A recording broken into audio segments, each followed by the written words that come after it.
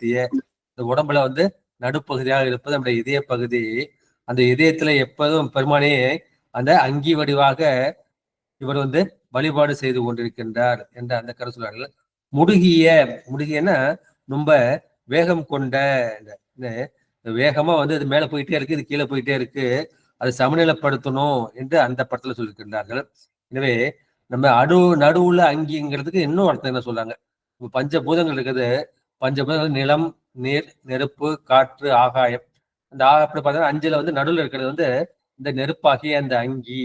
எனவே அந்த 5 பூதங்களில் நடுவாக இருக்கக்கூடிய அந்த அங்கி, அந்த அங்கி வடிவாக நெருப்பு வடிவாக இருப்பது வந்து இது சிவபெருமான் தான். எரியலால் உருவம் இல்லை என்று அப்பர் பெருமான் வந்து போடுவார். கரியலால் போர்வை இல்லை, அந்த கரி உருவை தான் அவர் போட்டிருக்காரு, எரியலால் அவருக்கு உருவம் இல்லை. அரியலால் தேவி இல்லை, அந்த அரிதான் அவருக்கு தேவியாக இருக்கின்றார் என்ற அந்த கருத்தை வந்து அப்பர் பெருமான் அழகாக எடுத்துரைப்பார்.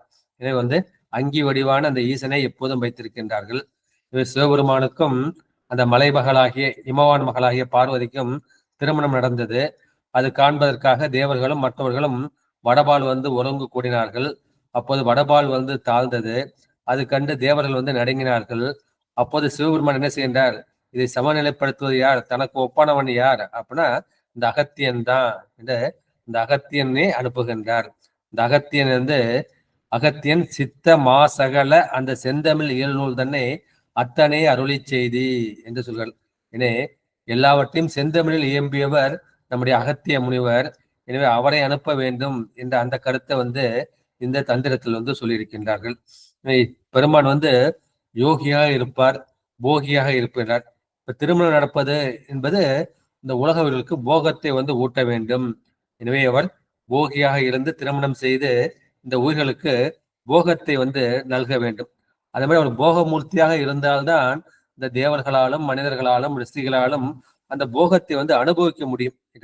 பெருமான் போக வடிவம் கொள்ளவில்லை என்றால் நமக்கு வந்து போகத்துக்குரிய எல்லா பொருட்களும் இருக்கும், நம்மால் வந்து அனுபவிக்க முடியாது. எனக்கு சுகர் இருக்கு, நான் வந்து லட்டு சாப்பிட வந்து முடியாது, போகம் இருக்க போக முடியாது. அதே மாதிரி பெருமான் வந்து நமக்கு அந்த போக மூர்த்தியாக இருந்தால்தான் அந்த போகத்தை வந்து அனுபவிக்க முடியும். எனவே அவன் பெருமான் வந்து இந்த போகத்திற்கும் மோட்சத்திற்கும் உரிய உலகம், அது வந்து நம்முடைய பூலோகம் என்கிற இந்த பூமி, அது வந்து ஒருபால் வந்து சாயக்கூடாது. அப்ப என்ன செய்யணும், ஞானிகள் எப்போதும் நடுநிலையில் வந்து இருக்க வேண்டும்.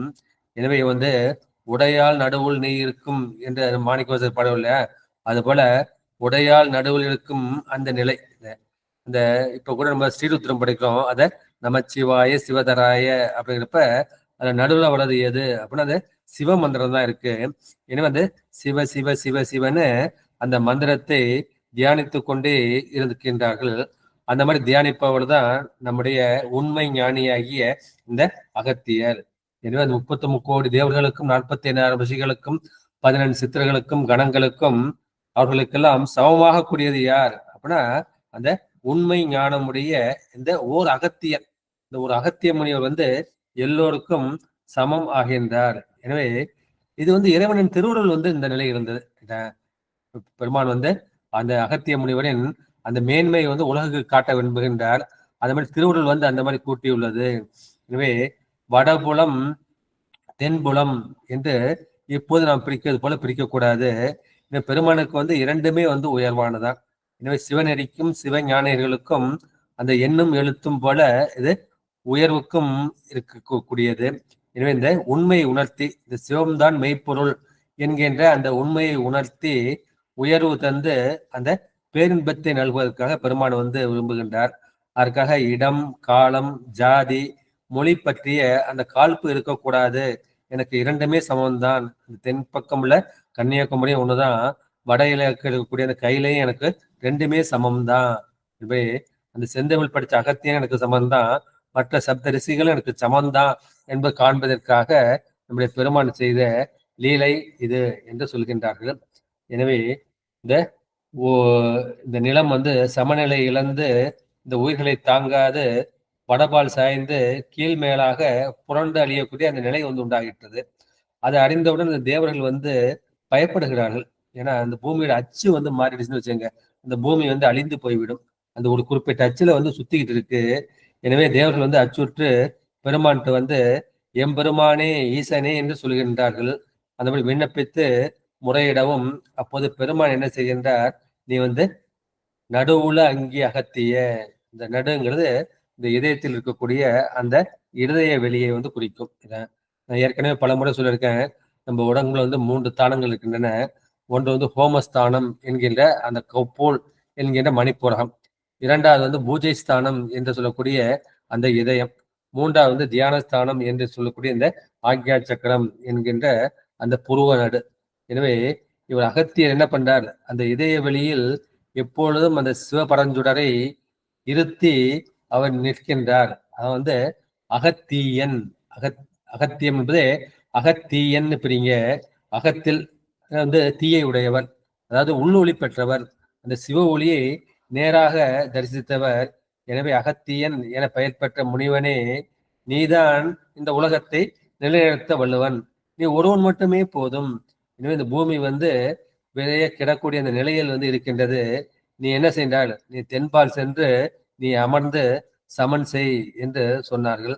அதனால வந்து இந்த உலகம் வந்து நிலை பெற்றது என்ற அந்த கருத்தை வந்து இந்த இடத்துல திருமூலர் பதிவு செய்திருக்கின்றார்கள்.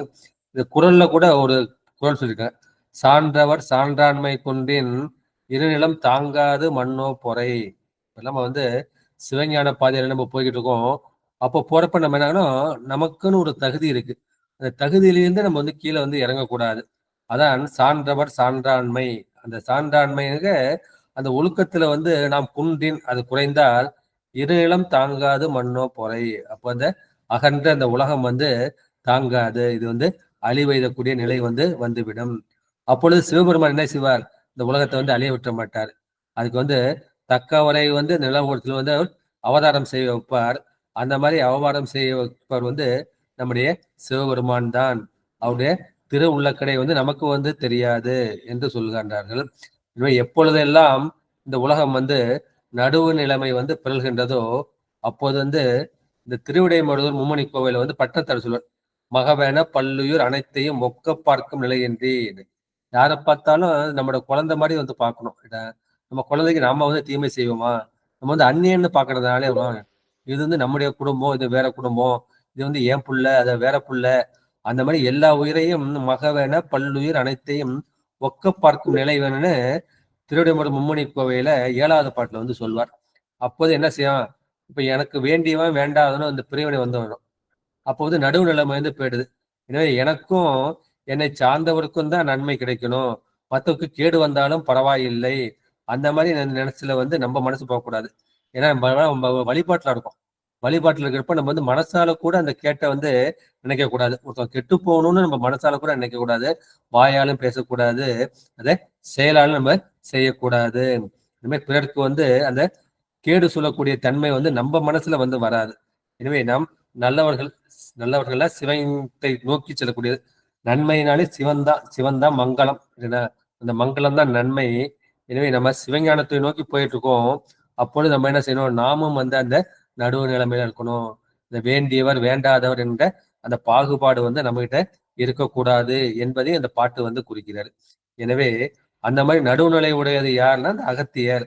அந்த அகத்தியரை கொண்டு போய் இந்த உலகத்தை பெருமான் வந்து செந்நெறி நிறுத்தினான் என்று அந்த கருத்தையும் இந்த பாட்டு சொல்லிருக்காரு. இந்த பாட்டுல பாருங்க, எம்பெருமான் என்ன, சிவபெருமான் வந்து எம்பெருமான் என்று சொல்கின்றார்கள். உங்களுக்கு எல்லாருக்கும் அந்த தெரிஞ்ச நொடித்தான் மலை பதிகம் தான் இந்த இந்திரன்மால் பிரமன் எழிலார் மிகு தேவரெல்லாம் வந்தெதிர்கொள்ள என்னை மத்த யானை அருள் புரிந்து சுந்தர மாமுனிவர் இவனார் என்ன எம்பெருமான் நந்தமரூரன் என்றான் நொடித்தான் மலை உத்தமனே. அங்க வந்து சுந்தர சொல்றாரு, என்ன எம்பெருமான், அது வரைக்கும் அவர் மேல அவ்வளவு கோபம், ஏன்னா வாழ்ந்து போதீரேன்ட்டு வசைப்பாடியவர் வந்து இப்போ சொல்றாரு. ஏன்னா அங்க போய் அது எல்லா முனிவர்களும் கேட்கிறாங்க, இது யார் ஏன் இந்த மாதிரி ஒரு கோலாகாலமா ஒரு வரவேற்பு நடக்குது, நாங்களும் என்ன பண்றோம், ஊழிதோர் ஊழி மட்டும் பல காலமா நாங்க இருக்கிறோம், இந்த மாதிரி ஒரு வரவேற்பை நாங்க பார்த்தது இல்லையே, இந்திரன் மால் பிரம்மன் எல்லாம் வந்து நிக்கிறாங்க, அப்பேற்பட்ட வரவேற்பு கொடுக்குறியா, அவர் யாரு அப்படின்னு கேக்குறப்ப பெருமான் வந்து சொல்றாரு, இவன் வந்து நந்தமர் ஓரன், இவன் என் ஊருக்காரையா, என் சொந்தக்காரையா அப்படிங்கிறாரு. நம்ம திருவாரூர் வந்து நிலத்தத்துவத்தை குறிக்கக்கூடியது. இனிமேல் நில உலகத்தில் இருக்கக்கூடிய நம்ம எல்லாருமே என்னாரு, பெருமானுக்கு வந்து சொந்தக்காரங்க தான். இந்த நந்தமர் ஊரன் என்றான் என்று நொடித்தான் மலை உத்தமன் வந்து சொன்னாரு. அந்த எம்பெருமானுக்காக அந்த பாட்டை வந்து நான் வந்து எடுத்துக்கிட்டேன். அது மாதிரி பெருமான் வந்து எனக்கு உரியவன் நம்ம பார்க்கணும். எனவே இதே போல பெருமான் வந்து எல்லாரையும் வந்து தன்னுடைய குழந்தையா தான் பார்க்கிறாரு. அதுபோல நாமும் என்ன செய்யணும், நம்ம சிவநெறிக்கு போறோம். சிவநெறிக்கு போறப்ப நம்ம வந்து வேண்டியவர்கள், வேண்டாதவர்கள் என்ற அந்த பாகுபாட்டை வந்து நம்ம மனசுல வந்து வளர்க்கக்கூடாது. இவங்க வந்து அந்த குழுவை சேர்ந்தவங்க, இவங்க நம்ம இந்த குழுவை சேர்ந்தவங்க, அந்த குழு நமக்கு ஆகாது அப்படின்ட்டு அந்த மாதிரி எல்லாம் கூட பல இடத்துல வந்து நான் பார்க்கிறேன். ஏன்னா நமக்கு வந்து எல்லா குழுவும் ஒண்ணுதான். எல்லாமே வந்து சிவநெறியை பத்தி, சிவனை பற்றி சிந்திக்கக்கூடியதுதான். அந்த ஒவ்வொரு இடத்துல வந்து சில கருத்து வேறுபாடுகள் வந்து இருக்கலாம். இருந்தாலும் எல்லாருக்கும் உரியவன் சிவன், எல்லாரும் வந்து சிவனை பத்த பேசிக்கிட்டு இருக்காங்க. நாம வந்து என்ன செய்யணும், நம்ம அந்த நடுவு நிலைமை வந்து நம்ம வளர்த்து கொள்ள வேண்டும் என்ற அந்த கருத்து. மூன்றாவது யோக நிலையில வந்து நடுவு நிலைமைனா என்ன அப்படின்னா, நமக்கு வந்து 3 நாடுகள் இருக்கின்றது. மொத்தம் 72,000 நாடுகள் இருக்கின்றது. அந்த 72 10 வந்து முக்கியமானது. அந்த 10ல 3 வந்து முக்கியமானது. ஒன்று வந்து இடப்பக்கம் செல்லக்கூடிய இடநாடி என்கின்ற சந்திர நாடி. இரண்டாவது வடப்பக்கம் செல்கின்ற அந்த வடநாடி என்கின்ற அந்த சூரிய நாடி. மூன்றாவது இந்த மைய நாடியாகி அந்த சுழுமுனை நாடி. அப்ப நம்ம என்ன செய்யணும், நம்ம வந்து யோகம் பண்றப்ப நம்ம வந்து இந்த சுழுமுனை நாடியிலேயே நம்ம மனசை வந்து செலுத்த வேண்டும் என்ற அந்த கருத்தை வந்து இந்த பாட்டை சொல்லியிருக்காரு. ஆமா, ஒரு நிமிஷம்.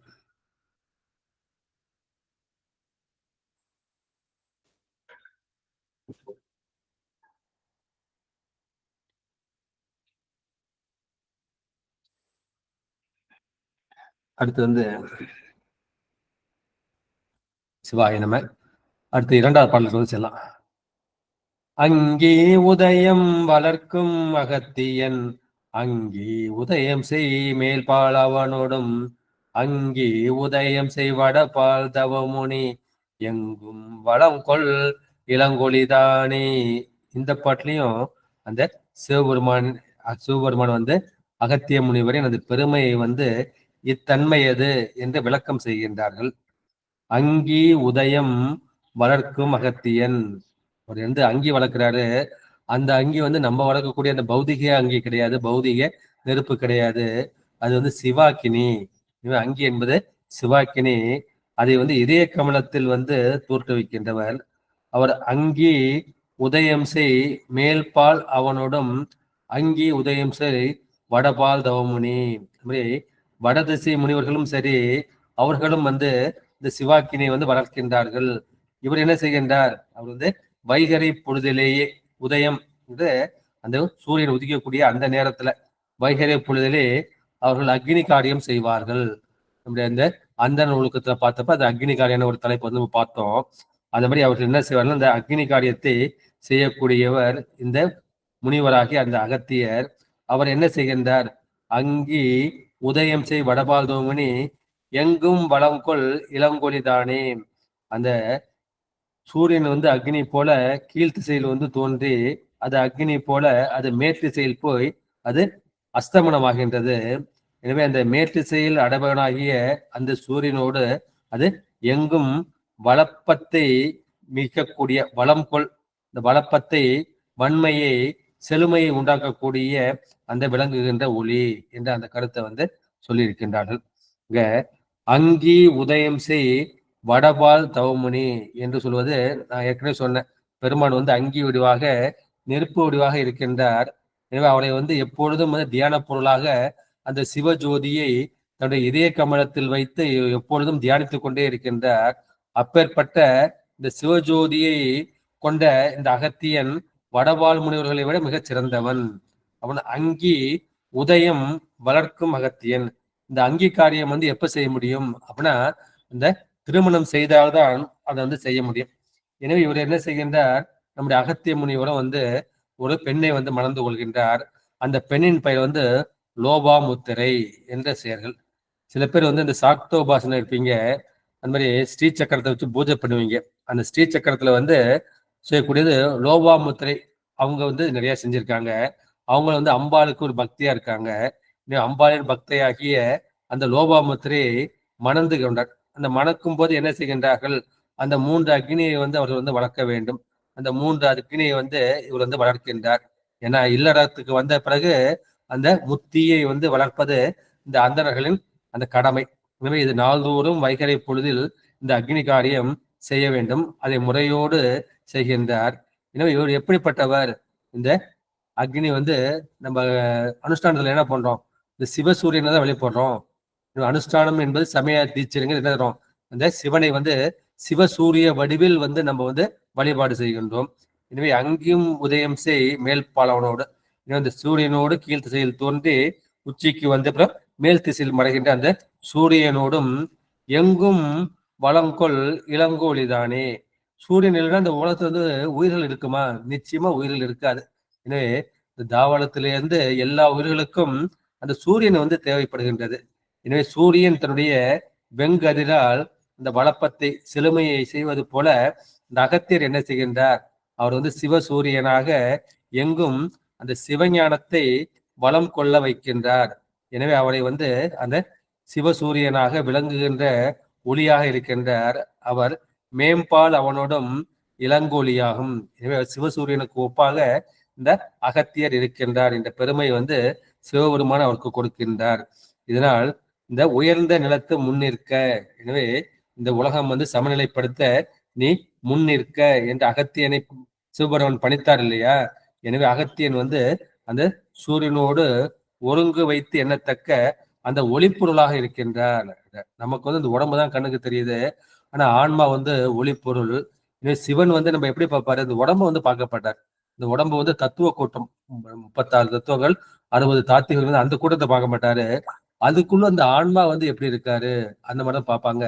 சிவஞானிகளும் நம்முடைய ஆன்மாவை தான் வந்து பார்ப்பாங்க. இவன் ஆன்மா வந்து எந்த நிலையில இருக்கின்றது, இவன் வந்து ஜீவ நிலையில இருக்கின்றானா அல்லது சிவநிலையில இருக்கின்றானா, இன்னும் ஜீவபோதம் என்கிட்ட இருக்கா, ஆன்ம போதம் இருக்கின்றதா, தற்போதம் இருக்கின்றதா, யான் எனது என்ற எண்ணம் இருக்கின்றதா, அந்த மாதிரி இருந்தா அது ஜீவபோதம் இருக்குன்னு அர்த்தம்.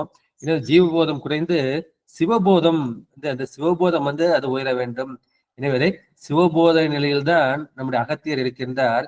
எனவே இந்த அகத்தியனை கொண்டு சிவபோதத்தை இந்த உலகம் முழுவதும் பரப்ப வேண்டும் என்பது இறைவன் திருவருள் பாலித்தார் என்பது இந்த 2வது பாடலின் வந்து கருத்து. எனவே பெருமான் எங்க இருக்கின்றான், சுடர் விட்டுலோன் எங்கள் ஜோதின்னுட்டு நம்முடைய அப்பர் பெருமான் வந்து பாடுவார். பெருமான் வந்து புறத்தும் அகத்தும் சுடர் விட்டு ஜோதியாக இருக்கின்றான். அங்கிங்கனாதபடி எங்கும் பிரகாசமாக இருக்கின்றான். ஆதியும் அந்தமும் இல்லாத அருப்பெரும் ஜோதியாக இருக்கின்றான். அது மாதிரி செந்தனல் போல் திருமேனி, அது மாதிரி பெருமான் வந்து ஜோதி ஒடுவாக சுடர் ஒடுவாக இருக்கின்றான். அவன் புறத்தில் உள்ள தீயும் அகத்தில் உள்ள தீ, புறத்தில் உள்ள தீ வந்து பௌதிக தீ, அகத்தில் உள்ளது வந்து அது ஆன்ம ஒளி. அந்த ஆன்ம ஒளிக்குள் வந்து ஒளிக்குள் ஒளியாக சிவபெருமான் வந்து இருக்கின்றான். எனவே அந்த அகத்தில் வந்து நம்ம என்ன செய்யணும், இந்த தீயை வந்து உண்டாக்க வேண்டும். அந்த ஆன்மாவில் தீயை உண்டாக்கி அந்த ஒளியை உண்டாக்கி அப்பொழுது என்ன செய்கின்றான், பெருமான் வந்து சிவஞான அக்னியாக அவன் வந்து விளங்குவான். எனவே அந்த சிவஞான அக்னியை தன் இதயத்தில் வைத்து எப்பொழுதும் அகத்தியர் பூஜை செய்து கொண்டே இருக்கின்றார்.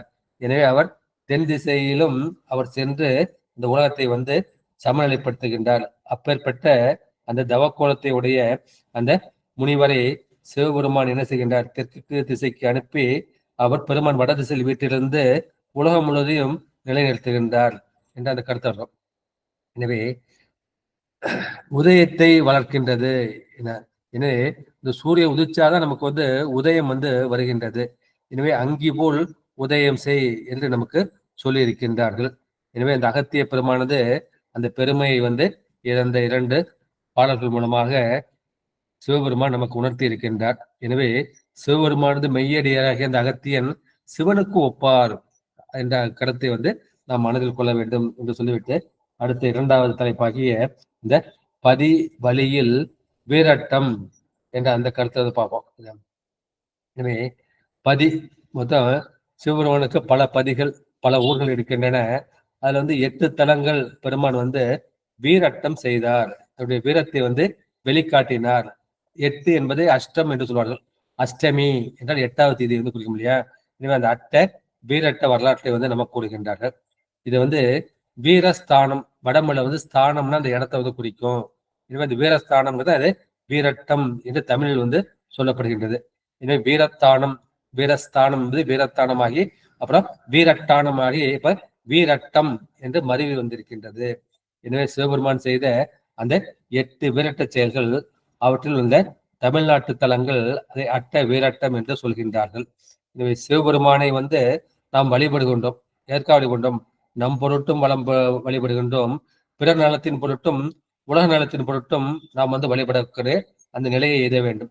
அதான் நமக்கும் நன்மையை வந்து பயக்கும், உலகத்திற்கும் வந்து நன்மையை பெருக்கும்.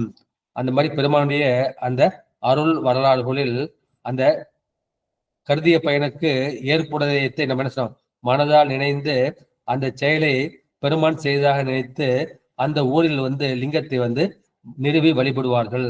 அந்த மாதிரி அந்த வரலாறுகள், வீர வரலாறுகள் நிகழ்ந்த இடம் அந்த வீரட்டம் என்று சொல்லப்படும். எனவே இது மெய்ப்பயனை தரவல்லது.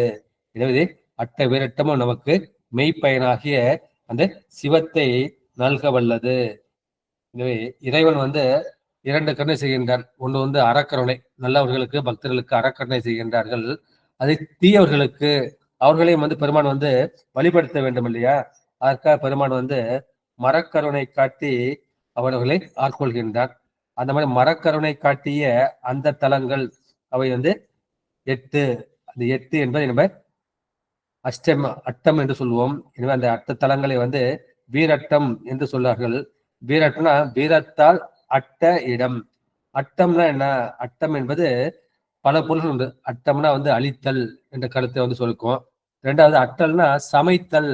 சமைத்தல்னா நம்ம உணவு வந்து பக்குவப்படுத்துறோம். அரிசி அப்படியே சாப்பிட முடியாது, அதை சமைக்கிறோம் இல்லையா?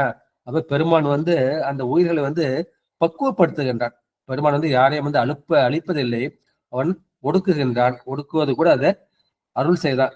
படைத்தாலும் சரி, காத்தாலும் சரி, ஒடுக்கினாலும் சரி, மறைத்தாலும் சரி, அருளாலும் சரி, எல்லாமே வந்து வேற செயல்கள். பெருமான் செய்வது எல்லாமே இந்த உயிர்களுக்கு அருள் செய்வதற்காக தான். எனவே பாட்டுல வந்து அந்த அகத்தியத்தை வச்சு எப்படி செஞ்சான்னு பார்த்தோம். இதுல வந்து பெருமான் தானே வந்து நேரடியாக செய்யக்கூடியது அந்த வீரட்ட தலம் என்ற அந்த கருத்தை வந்து சொல்லிட்டு முதல் பாடலுக்குள் வந்து நாம் செல்லலாம். கருத்துரை அந்தகன் தன் போல சூரன் வரத்தின் உலகத்து உயிர்களை எல்லாம் வருத்தம் செய்தான் என்று வானவர் வேண்ட குருத்துயர் சூழங்கை கொண்டு கொன்றானே. இந்த முதல் பாட்டுல வந்து அந்தகாசுரனை அழித்த வரலாறு என்று சொல்லப்படுகின்றது. பதவுரை பார்க்கலாம். கருத்து உரை, நம்ம கருத்துல வந்து என்ன இருக்கணும்? கருத்துல வந்து இந்த சிவபெருமான் தான் இருக்கணும். சிவபெருமான் எப்படி இருக்கின்றார்? அவர் நேர்மையாக நீதியாக இருக்கின்றார். எனவே அந்த சிவபரம்பொருளை நீதியில் தோய்ந்த அந்த கருத்தினை உடையவன். இவனும் வந்து ஆரம்பத்துல என்ன செய்யறான்னா, பெருமானை வந்து வழிபட்டு கொண்டுதான் இருக்கின்றான். அவன் அவன் வந்து எப்படி அந்தகன். அந்தகன்னா யமனுக்கு இன்னொரு பெயர் வந்து அந்தகன் என்று சொல்ல. அந்தகன் போல், அந்தகன் தன் போல் அசுரன், யமனை போல அந்த மரணத்தை செய்யக்கூடியவன் என்ற அந்த கருத்தை இந்த சொல்ற. எனவே நீதியில் தோய்ந்த கருத்தினை உடையவன், அவனை யமனை போன்றவன், அவன் அசுரன், அந்தகாசுரன் என்பவன். வரத்தின் உலகத்து உயிர்களை எல்லாம், தான் பெற்ற வரத்தால் இந்த உலகத்தில் உள்ள உயிர்களை எல்லாம் அவன் வந்து வருத்தம் செய்தான் என்று இந்த மாதிரி உயிர்களை வந்து அவன் ரொம்ப கஷ்டப்படுத்துறான் பெருமானே என்று தேவர்கள் வந்து இறைவனிடம் வேண்டிக் கொள்கின்றார்கள் என்று வானவர் வேண்ட, இந்த தேவர்கள் எல்லாம் வேண்டிக் கொள்ள குருத்துயர் சூளம் கை கொண்டு கொன்றானே. எனவே அவன் என்ன பெருமான் வந்து கையில வந்து அந்த மூவிலை சூலத்தை வச்சிருக்கான் இல்லையா, அந்த திரிசூலத்தை ஏந்தி பெருமான் அதை நுனியால் அவனை கொன்றான் என்று சொல்கின்றார்கள். இந்த கருத்துரை வந்து நெஞ்சில் உள்ள கருத்துன்னு சொன்ன, நீதி நேர்மைன்னு சொன்ன. இன்னொன்று வந்து அசுரர்கள் எப்படி இருப்பாங்கன்னா அவங்க கருப்பா தான் இருப்பாங்க. எனவே கருத்துரை அந்தகன் என்பது அவன் கருமை நிறத்தோடு பொருந்திய அந்த அந்தகன். ராவணன் கூட கருப்பா தான் இருப்பான். எனவே அந்தகன் என்பது அந்தம்னா முடிவு, இறுதி. இந்த உயிர்களுக்கு அந்த அந்தத்தை செய்யக்கூடியவன் அவன் வந்து யமன். எனவே அந்த அந்தகனை போன்ற இவன் உயிர்களுக்கு கொடுமை செய்கின்றான் என்ற அந்த கருத்தை வந்து சொல்கின்றார்கள். எனவே அந்த ஆன்மாக்களுக்கு வந்து அடைக்கலம் யார்? இந்த ஆன்மாக்களுக்கு எப்பொழுதும் அடைக்கலமாக இருப்பது சிவபெருமான் என்கின்ற அந்த அரண் தான். எனவே அந்த அரணை நீ காக்க வேண்டும் என்று தேவர்கள் வேண்டிக் கொள்ளும் போது பெருமான் என்ன செய்கின்றார்? அந்த அந்தகாசுரனை வந்து திரிசூலத்தின் நுனியால் குத்தி அவனை கொன்று விடுகின்றார். கொண்டு கொன்றானே, சூலம் கை கொண்டு கொன்றானே இது இந்த பாடல பதவுரை. இது எங்க நடந்ததுன்னா திருக்கோவிலூர் என்ற ஊர் தளத்துல வந்து நடந்தது. எனவே அந்த இருள வந்து ஏன் சொல்றாரு, இருள்ங்கிறது எதை குறிக்கும்? இருள்ங்கிறது அந்த ஆணவ மலத்தை வந்து குறிக்கும். எனவே அந்த அக இருளாகிய அந்த ஆணவ மலத்தை ஒத்தவன் அவன் வந்து அந்தகன் என்று பெயர் பெற்றவன். எனவே அந்த அந்தகாசுரன் என்ற பெயர் பெற்ற அசுரன் அவன் என்ன செய்கின்றான்? அவன் சிவபெருமான் பெற்ற வரத்தினால உலகத்து உயிர்கள் எல்லாம் துன்புறுத்த அது பற்றி அந்த தேவர்கள் பெருமானிடம் முறையிடுகின்றார்கள். அப்போது சிவபெருமான் அந்த சூலத்தின் நுனியில் அவனை குத்தி அவனை அழித்தார். இது திருக்கோவிலூர் வீரட்டத்தில் நடந்தது. இந்த ஆணவமலை என்ன செய்கின்றது? நம்முடைய ஆன்ம அறிவை வந்து மறைக்கின்றது அல்லது அது திசை திருப்புகின்றது. ஆணவமலத்துக்கு வந்து 2 சக்தி இருக்கு. ஒண்ணு வந்து ஆவாரக சக்தி. ஆவாரக சக்தின்னா நம்முடைய மறைக்கக்கூடியது. ஆவாரகம்னா மறைப்பை வந்து குறிக்கும். இந்த ஆண்மை அறிவை முழுமையாக மறைப்பது வந்து கேவல நிலை. முழுமையா மறைச்சிருச்சுன்னா எனக்கு வந்து ஆன்மாவுக்கு நான் ஆன்மான்னு ஒரு பொருள் இருப்பது தெரியாது. எனக்கு உதவி செய்யக்கூடிய அந்த சிவபெருமானே எனக்கு தெரியாது. அதை என்னை மறைக்கிறது இந்த ஆணவ மலத்தையும் தெரியாது. இந்த ஆணவ மலம் தான் என்னை மறைக்குதுன்னு தெரியாது. நான் அறிவு பொருள்னு தெரியாது. நான் அறிவு பொருளாக சிவனை சேரணும்னு அதுவும் தெரியாது. அப்பேற்பட்ட முழு அறியாமை அது வந்து ஆவாராக சக்தி. எனவே இந்த மாதிரி உயிர் வந்து இந்த மாதிரி கஷ்டப்பட்டிருக்கு, இருள்ல போய் கஷ்டப்படுதுன்னுட்டு பெருமான் என்ன செய்கின்றார்? அதுக்கு வந்து இந்த தத்துவங்கள்ல இருந்து தனு கரண போன போகங்களை வந்து படைத்து கொடுக்கின்றார். அது படைச்சோடு ஆன்மாவுக்கு வந்து என்ன செய்யுது? ஓரளவுக்கு வந்து அறிவு வருகின்றது. முழுமையான இருளுக்கு அப்புறம் நம்ம என்ன பண்ணுறோம்? ஒரு விளக்கை ஏற்றுறோம் அல்லது மெழுகுவத்தி ஏற்றுறோம். அப்ப அந்த இடத்துல மட்டும் நமக்கு என்ன செய்யுது? அந்த ஒளி கிடைக்கின்றது. இப்படி அந்த மாதிரி நமக்கு வந்து இந்த சகல நிலை கேவல இருந்து இப்ப சகல நிலைக்கு வரும். சகல நிலைக்கு வந்தவொடனே என்ன பண்றோம்னா அந்த ஆன்ம அறிவு கொஞ்சோண்டு விளக்கம் பெறுகின்றது. அப்பொழுது என்ன செய்கின்றது? அப்ப இந்த ஆணவமலம் அப்பயும் உள்ள அப்போது அது அதோன் நியமிகா சக்தி என்று அந்த கீழ்ப்படுத்தக்கூடிய சக்தி. பெருமான் எதற்கு கொடுத்தார்னா இந்த உயிர்கள் வந்து சிவபெருமானை வழிபட்டு உய்ய வேண்டும் என்பதற்காக கொடுத்தார்.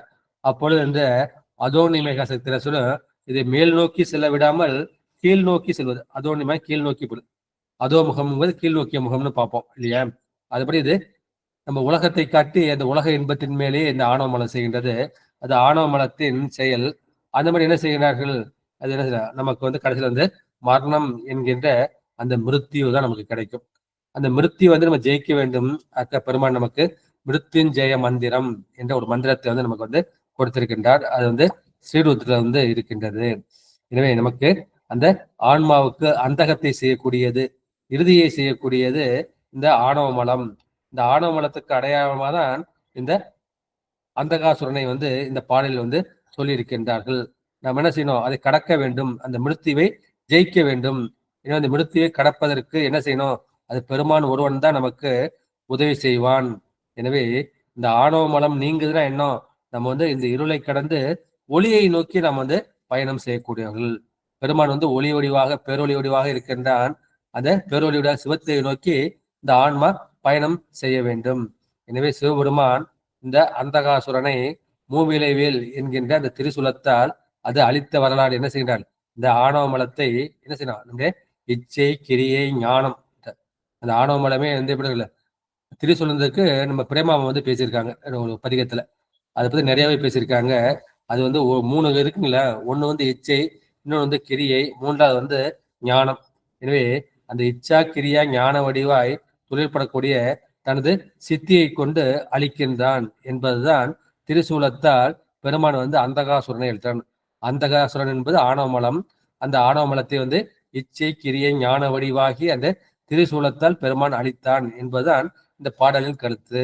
எனவே அதை எப்படி குத்துனா என்ன செய்யணும்? அந்த நுனிதான் போய் குத்தும். அதான் குருத்தினால் கொண்டான். குருத்துயர்னு 4வது பாட்டுல வருதுல, அந்த குருத்தினால் அந்த நுனி தான். இந்த நுனி எப்படி இருக்கணும்? அது ஆழ்ந்து அகன்ற நுண்ணியேன்னுட்டு சொல்வார்கள். எனவே அது நம்முடைய முருகன் கை கொண்ட வேல் இருக்கு இல்லையா? அது எப்படி இருக்கும்? அது வந்து ஆழமாக இருக்கும், நீளமாக இருக்கும், அகன்று இருக்கும், நுண்மையாக இருக்கும். அந்த நுனி பகுதி தான் என்ன செய்யும்? அந்த பகைவர்களை போய் அழிக்கும். எனவே நுணு குருத்தினால் கொன்றான் என்று இந்த பாட்டுல வந்து சொல்லியிருக்கின்றார்கள். எனவே இந்த அந்தகாசுரனுடைய அந்த வரலாறு பார்க்கலாம். இது நம்ம இரணியன் அல்லது இரணியகசுபு இரணியாச்சன் மகன் வந்து அந்தகாசுரன். அவன் வந்து சிவபெருமானை வழிபடுகின்றான். அவனுக்கு பெருமான் வந்து வரம் கொடுக்கின்றார். அந்த வரத்தினால் அவன் வந்து திருமால், இந்திரன் முதலிய தேவர்களெல்லாம் துன்புறுத்துகின்றார்கள். எனவே அவர்கள் என்ன செய்கின்றார்கள்னா அந்த மகளிர் வடிவம் கொண்டு, பெண் வடிவம் கொண்டு அவர்கள் அந்த கைலைக்கு போய் அம்பிகையின் தோழியர் கூட்டத்தில் வந்து மறைந்து இருக்கின்றார்கள். அப்போது அந்தகாசுரன் பார்த்துட்டு, நீங்க அங்க போய் ஒளிஞ்சிருக்கீங்களா, நான் உங்களுக்கு அங்க வந்து கொல்லுவேன் அப்படின்ட்டு அவன் அங்கு கைலைக்கு வந்து வருகின்றான். அந்த மாதிரி வரும்போது பெருமான் என்ன செய்கின்றார், அந்த பைரவ கடவுளை வந்து அவனை ஏவுகின்றார், போய் அவனை அழித்து வான்னுட்டு. அப்போது பைரவ கடவுள் என்ன செய்கின்றார், அதை சூலத்தையிலே அவனை குத்தி வைத்து பல நாள் வச்சு பிறகு அவனுக்கு முத்தியை வந்து கொடுத்தார் என்ற அந்த கதை. ஏன்னா ஏன் முத்தியை கொடுத்தார்னா, இவன் ஏற்கனவே வந்து சிவதீட்சை வந்து வாங்கியிருக்கான், பெருமான் வரம் பெற்றிருக்கான். எனவே இந்த சிவதீட்சை பெற்றால் அவனை வந்து கூற்றோன் வந்து தண்டிக்க கூடாது. அவனை வந்து இந்த பைரவ கடவுள் தான் அவனை தண்டித்தார் என்பது சிவ ஆகம நூல் கருத்து என்று சொல்லிவிட்டு இரண்டாவது பாடலுக்கு வந்து செல்லலாம். கொலையில் பிழைத்த பிரசாபதியை தலையை தணிந்திட்டு தானங்கியிட்டு நிலை உலகிற்கு வேண்டும் என்றெண்ணி தலையை பரிந்திட்டு சந்தி செய்தானே. இது வந்து தட்சனை வந்து தண்டித்த வரலாறு. தட்சனை தண்டித்து அவனுக்கு அருள் புரிந்தது. இரண்டையுமே வந்து இந்த பாட்டை வந்து சொல்லியிருக்கின்றார்கள். பதவுரைக்கு போகலாம். கொலையில் பிழைத்த பிரஜாபதியை, இந்த கொலையை விட பெரிய தவறு செய்தவன் வந்து அந்த தச்சன். அவன் பிரஜாபதி, தச்ச பிரஜாபதி. அவன் வந்து பிரம்மனுக்கு புத்திரனவன். இவனுக்கும் வந்து படைக்கக்கூடிய ஆற்றல் வந்து உண்டு. எனவே அந்த பிரஜாபதியை தலையை தடிந்திட்டு அவன் தலையை வெட்டி தான் அங்கியிட்டு அதை கொளுத்தி விட்டு நிலை உலகுக்கு இவன் வேண்டும் என்று, என் உலகு வந்து பிரம்மபுத்திரன், இவன் உலகுக்கு வந்து இவனுடைய தேவை இருக்கின்றது, இனி உலகுக்கு இவன் இன்றி அமையாதவன் என்று எண்ணி அவனுக்கு என்ன செய்கின்றார், அந்த ஆட்டின் தலையை அறிந்து அவனது உடலில் பொறித்து வைத்திருந்தாள். தலை வந்து ஆணவத்துக்கு அடையாளம். தலையினால் அடைந்தேன் விடைப்பாக என்று சொல்கின்றார்கள். இன்னும் இந்த நமக்கு கர்வம் வந்துருச்சு, ஆணம் வந்துருச்சு அப்படின்னா நமக்கு என்ன செய்யணும், இங்க வெயிட் ஜாஸ்தியாகும், ஹெட் வெயிட் ஜாஸ்தின்னு போகும். அந்த ஹெட் வெயிட் இருந்தால் என்ன, தலையை வந்து பெருசா காற்றுள்ள போடுவாங்க, அவ்வளவு பெருசு. ராவனுக்கு 10 தலைன்னா அந்த அளவுக்கு அவங்ககிட்ட வந்து ஆணவம் அகங்காரமும் நிறைந்திருக்கின்றது என்ற அந்த கருத்து தான் இந்த தலை வந்து சொல்லியிருக்கின்றார்கள். இந்த தலை என்பது இந்த ஆணவத்துக்கு வந்து அடையாளம். அந்த ஆணவத்தை நீக்கிவிட்டு அதுக்கு பதிலாக என்ன செய்கின்றார், ஏன்னா இந்த ஆட்டின் தலையை வந்து கொடுக்கின்றார். ஏன்னா ஆடு என்ன பண்ணும், ஆடு மேய்ப்புன்னு என்ன சொல்லணும்னா அது வந்து கேட்கும். இன்னுமே நீ என்ன செய்வ, எனவே நீ வந்து சிவபெருமான் என்ன செய்வாரோ அதுதான் நீ கேட்பா என்பதற்காக ஆட்டின் தலையை வந்து கொடுத்தது. ஆட்டின் தலையை விதிக்கு தலைவாக கூட்டியவா என்று நம்முடைய திருவாசத்தில் வந்து நம்ம பார்க்கறோம் இல்லையா. அந்த பாட்டில் வந்து பார்க்கணும். எனவே கொலையில் பிழைத்த பிரசாபதி, கொலையை விட மிக கொடுமையானதுன்னா ஒருத்தங்க வந்து வார்த்தையால வந்து கொள்றது. இவன் வந்து நிறைய தவம் செஞ்சிருக்கான், இந்த படைப்பு தொழிலையும் அவன் வந்து செய்கின்றான். அவன் வந்து கொலையை காட்டிலும் பெருங்குற்றத்தை செய்தான். அது என்ன, சிவநிந்தனை. அவன் என்ன பார்க்கறான், சிவபெருமானை வந்து தன்னுடைய மருமகனா வந்து பார்க்கின்றான். தன்னுடைய மகளை வந்து கடத்தி சென்று விட்டான், தன்னுடைய அனுமதி இல்லாமல் திருமணம் செய்து கொண்டான் என்பதற்காக சிவபெருமானை வந்து பலவாறு பழிக்கின்றான். அந்த சிவநிந்தனை செஞ்சது அவனுக்கு தெரியும். ஏன்னா இவன் பெருமானை வந்து அவன் வந்து முழு கடவுளாக பார்க்கவில்லை, தன்னுடைய மருமகன் என்று அவன் மதத்தால் மயங்கி விடுகின்றான். அதை சிவபெருமானை மதிக்காமல் அவன் வந்து வேள்வி செய்கின்றான். எல்லா தேவர்களையும் கூப்பிடுகின்றான், சிவபெருமானை மட்டும் அவன் வந்து ஒதுக்குகின்றான். அப்பொழுது சிவபெருமான் என்ன செய்கின்றார், தன்னுடைய நெற்றிக்கண்ணிலிருந்து வீரபத்திரரை தோற்று வைக்கின்றார். அந்த வீரபத்திரர் என்ன செய்கின்றார், அந்த வேள்வியை அழித்து தக்கனையும் வந்து கொண்டு விடுகின்றார். அப்பொழுது இந்த தட்ச பிரஜாபதியின் தந்தையாகிய அந்த பிரம்மன் வந்து வேண்டுகின்றான்.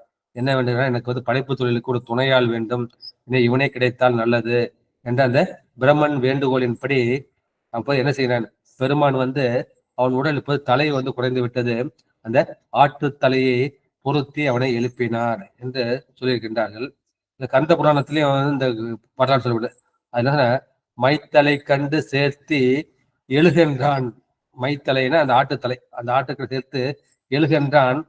மறைகள் போட்டும் அத்தனை இகழல் நீரர் ஆவர் இப்பரிசு என்னும், பெருமானே இந்த பரிசை நீ கொடுத்தியே அது எப்பேற்பட்ட பரிசு என்று கந்த புராணத்துல வந்து இந்த கச்சியப்ப சிவாச்சாரியர் வந்து சொல்லி இருக்கின்றார்கள்.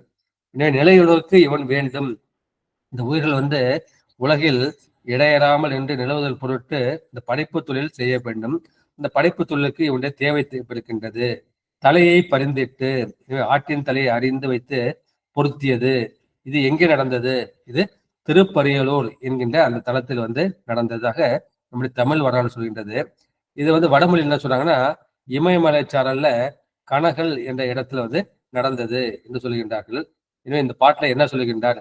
பெருமானுடைய நிக்கிரகம் அனுக்கிரகம். நிக்கிரகம் வந்து அவனுடைய தலையை வந்து அறிந்தது, அனுக்கிரகம் வந்து அவனுக்கு ஆட்டின் தலையை பொருத்தி படிப்பு தொல்லை கொடுத்தது என்பது இந்த பாடலின் திரண்ட கருத்து.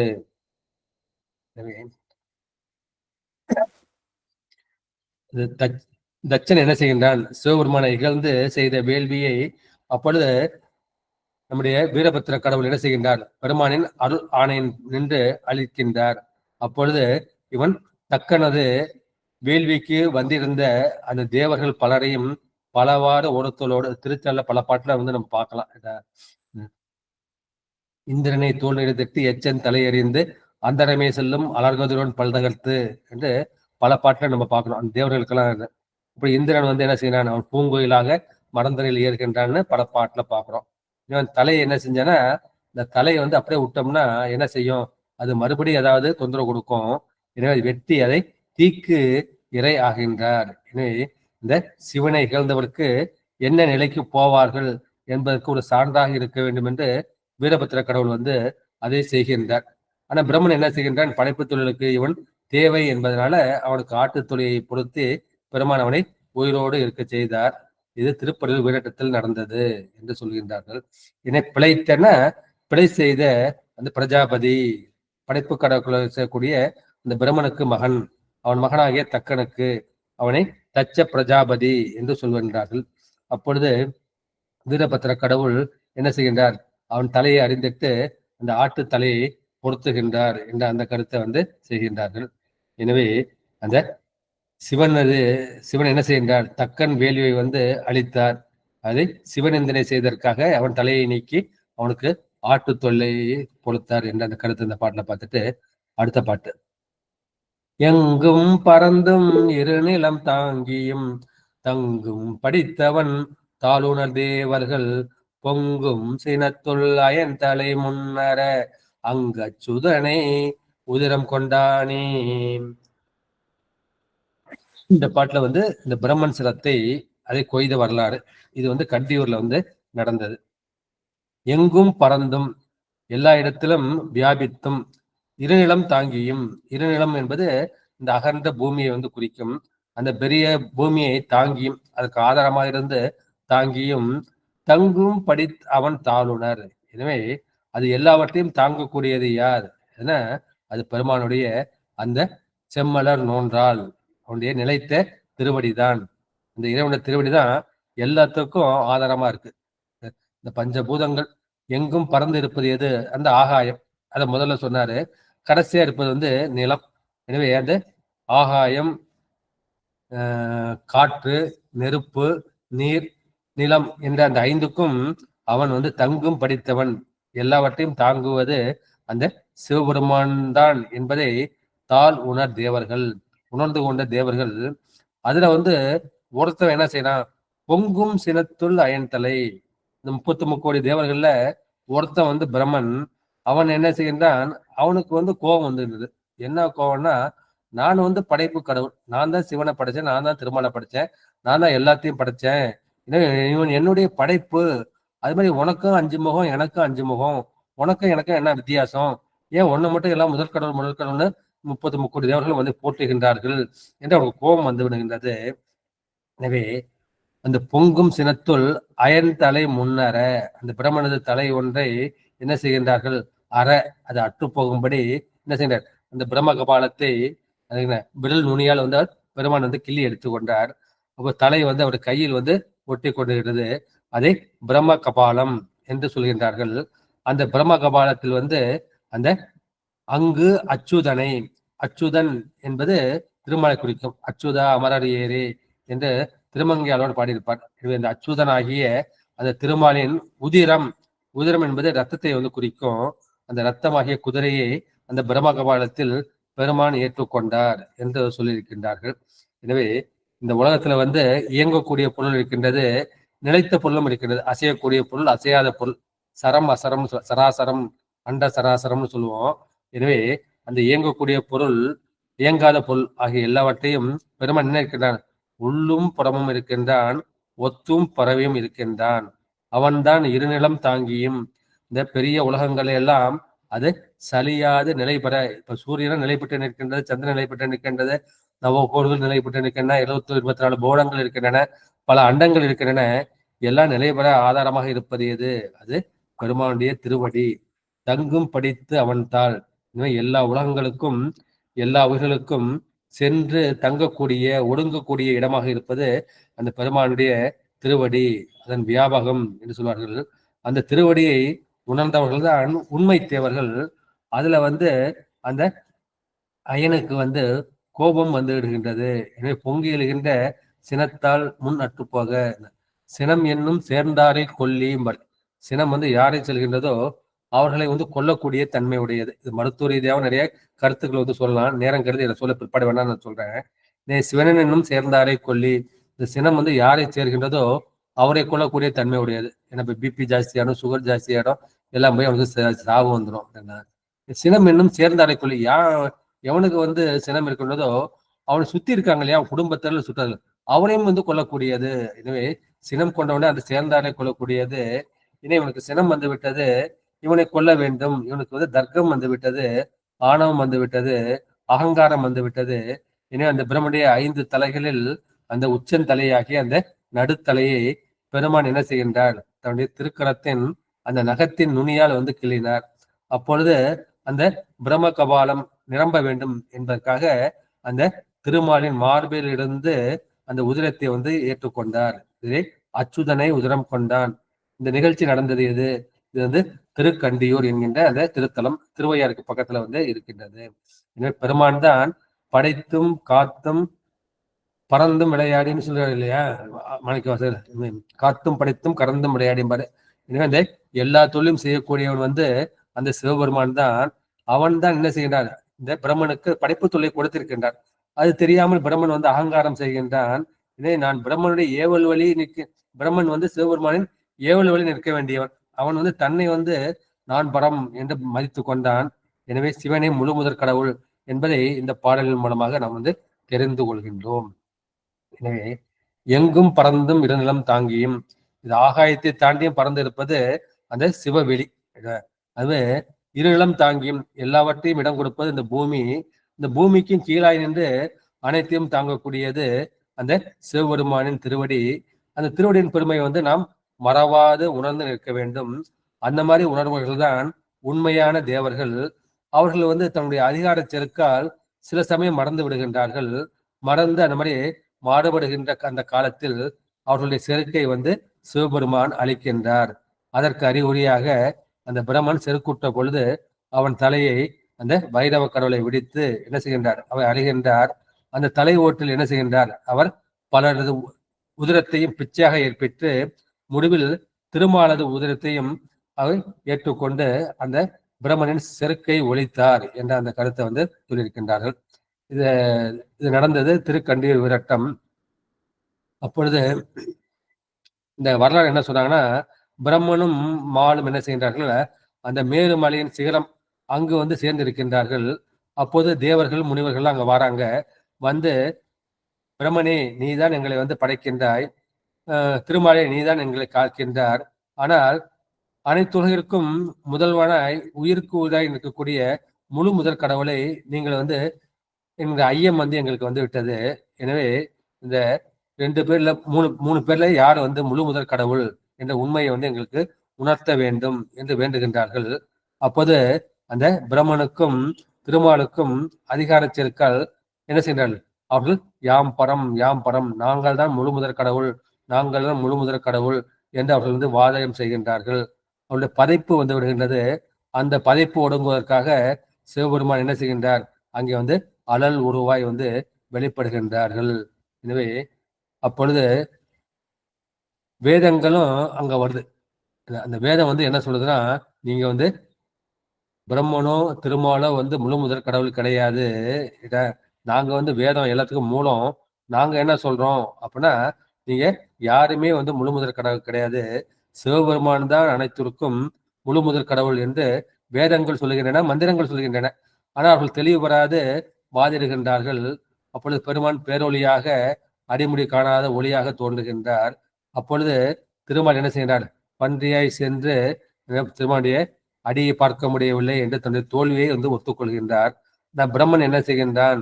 அவன் வந்து அன்னப்பறவாய் சென்று அந்த பொய் சாட்சியோடு தாளம் போய் பொய் சாட்சியோடு நான் கண்டேன் என்று பொய் சொல்கின்றான். எனவே அந்த உச்சி தலையை என்ன செய்கின்றது? அது பொய் சொல்கின்றது. அவன் என்ன செய்ய? சிவபெருமானே என் மகனே வருகன்னு சொல்றான். இத நான் தான் உன்னை படிச்சேன், சிவனும் திருமாலும் எனக்கு மகன்னு சொல்றான். அந்த மாதிரி இகழ்ந்த உடனே உனக்கும் 5 தலை எனக்கு 5 தலை, எனக்கு என்ன வித்தியாசம் இருக்கு அப்படி சிவன் நிந்தனை செய்யறான். அதை பார்த்தோன்னே பெருமான் என்ன செய்கின்றார்? நம்ம இகழ்ந்து பேசிய இந்த பிரம்மனது அந்த உச்சி தலையை, ஈசான தலையை நீ கிள்ளி கொண்டு என்ன செய்கின்றார்கள்? இந்த பிரம்மன் மட்டுமல்ல, இந்த பிரம்மன் போல யாராவது செருக்கால் மயங்கி இந்த சிவனை நிகழ்ந்து நின்றால் அவர்களுடைய உதிரத்தை பிச்சையாக பிரம்ம கபாலத்தில் ஏற்று அவரது செருக்கை நீ தெளிவுபட செய்ய வேண்டும். இன்னும் அந்த ஒவ்வொரு தேவர்களுக்கும் மனசுக்குள்ள அந்த செருக்கு இருந்திருக்கும் பொழுது, ஆனா அந்த என்ன செய்கிறார்கள்? அந்த பிச்சையாக ஏற்று பிரம்ம கபாலத்தில் ஏற்று அவரது செருக்கை நீக்க வேண்டும் என்று பைரவ கடவுளுக்கு இவர் வந்து ஆணையிடுகின்றார். அப்பொழுது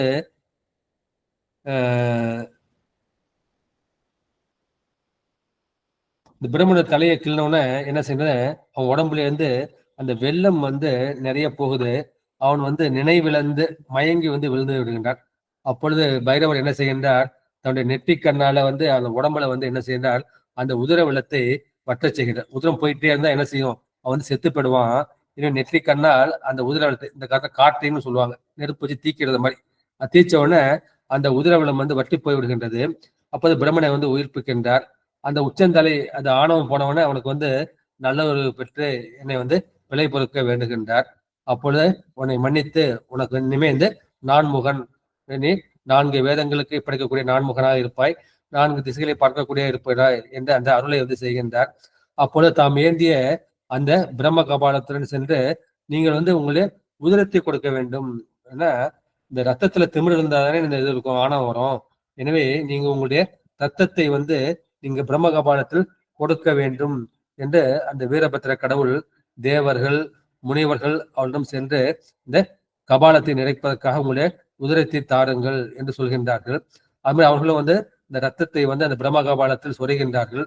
சொரிந்து அவர்களுக்கு வந்து சோறு வந்து விடுகின்றது. சோறு வரும்போது நம்முடைய வீரபத்திரர் என்ன செய்கின்றார்? என்னுடைய நெற்றிக்கணினால் அந்த ரத்தத்தை வந்து உரைய செய்து விடுவார். அது போல அவருக்கு உயிர் பிச்சையை தந்து தருகின்றார். அது போல வைகுந்தத்துக்கு போறாரு. வைகுந்தத்துக்கு போனவுடனே அந்த வைகுந்தத்துக்கு காவலாக அந்த விஸ்வக்சேனன் என்கின்ற சேனாதிபதி இருக்கின்றார். அவர் வந்து தடுக்கின்றார். தடுத்தவுடனே என்ன செய்கின்றார்? அந்த விஸ்வக்சேனனை அந்த சூலத்தின் மேல் கோர்த்து எடுத்துக்கொண்டு அதை திருமாலிடம் செல்கின்றார். இதை பார்த்தோம் திருமால் வந்து பயப்பட்டு அதை எதிர் வந்து வணங்கி, எந்தையே நீங்கள் தான் எனக்கு தந்தைகள், நீங்க வந்து எனக்கு என்ன ஆணையிடுங்களோ அதை செய்யறேன். அப்படின்னா இந்த பிரம்மகபாலம் நிறைய வேண்டும், அதற்கு நீ உதிரம் தர வேண்டும் என்று சொன்னவுடனே திருமால் என்ன செய்கின்றார்? தமது நகத்தால் வந்து இந்த நெற்றியிலிருந்து ஒரு நரம்பை வந்து பிடுங்கி அந்த பிரம்மகாபலத்தில் உடனே அது வழியாக அந்த உதிரம் வந்து அது பல்லாண்டும் ஒழுகி. அப்பொழுது திருமால் என்ன செய்கின்றார்? அந்த உதிரப்போக்கால் நினைவிழந்து விழுந்தார். அப்பொழுதும் அந்த கபாலம் பாதி அளவு கூட நிறையவில்லை. அதை பார்த்தோன்னே அவருடைய மனைவியாகிய ஸ்ரீதேவி பூதேவி அவருக்கும் இருவருக்கும் வந்து இவர் இறந்து விடுவார் என்று நான் ஆன்லைன்ல பேசிட்டு இருக்கேன், அப்புறமா அவங்க.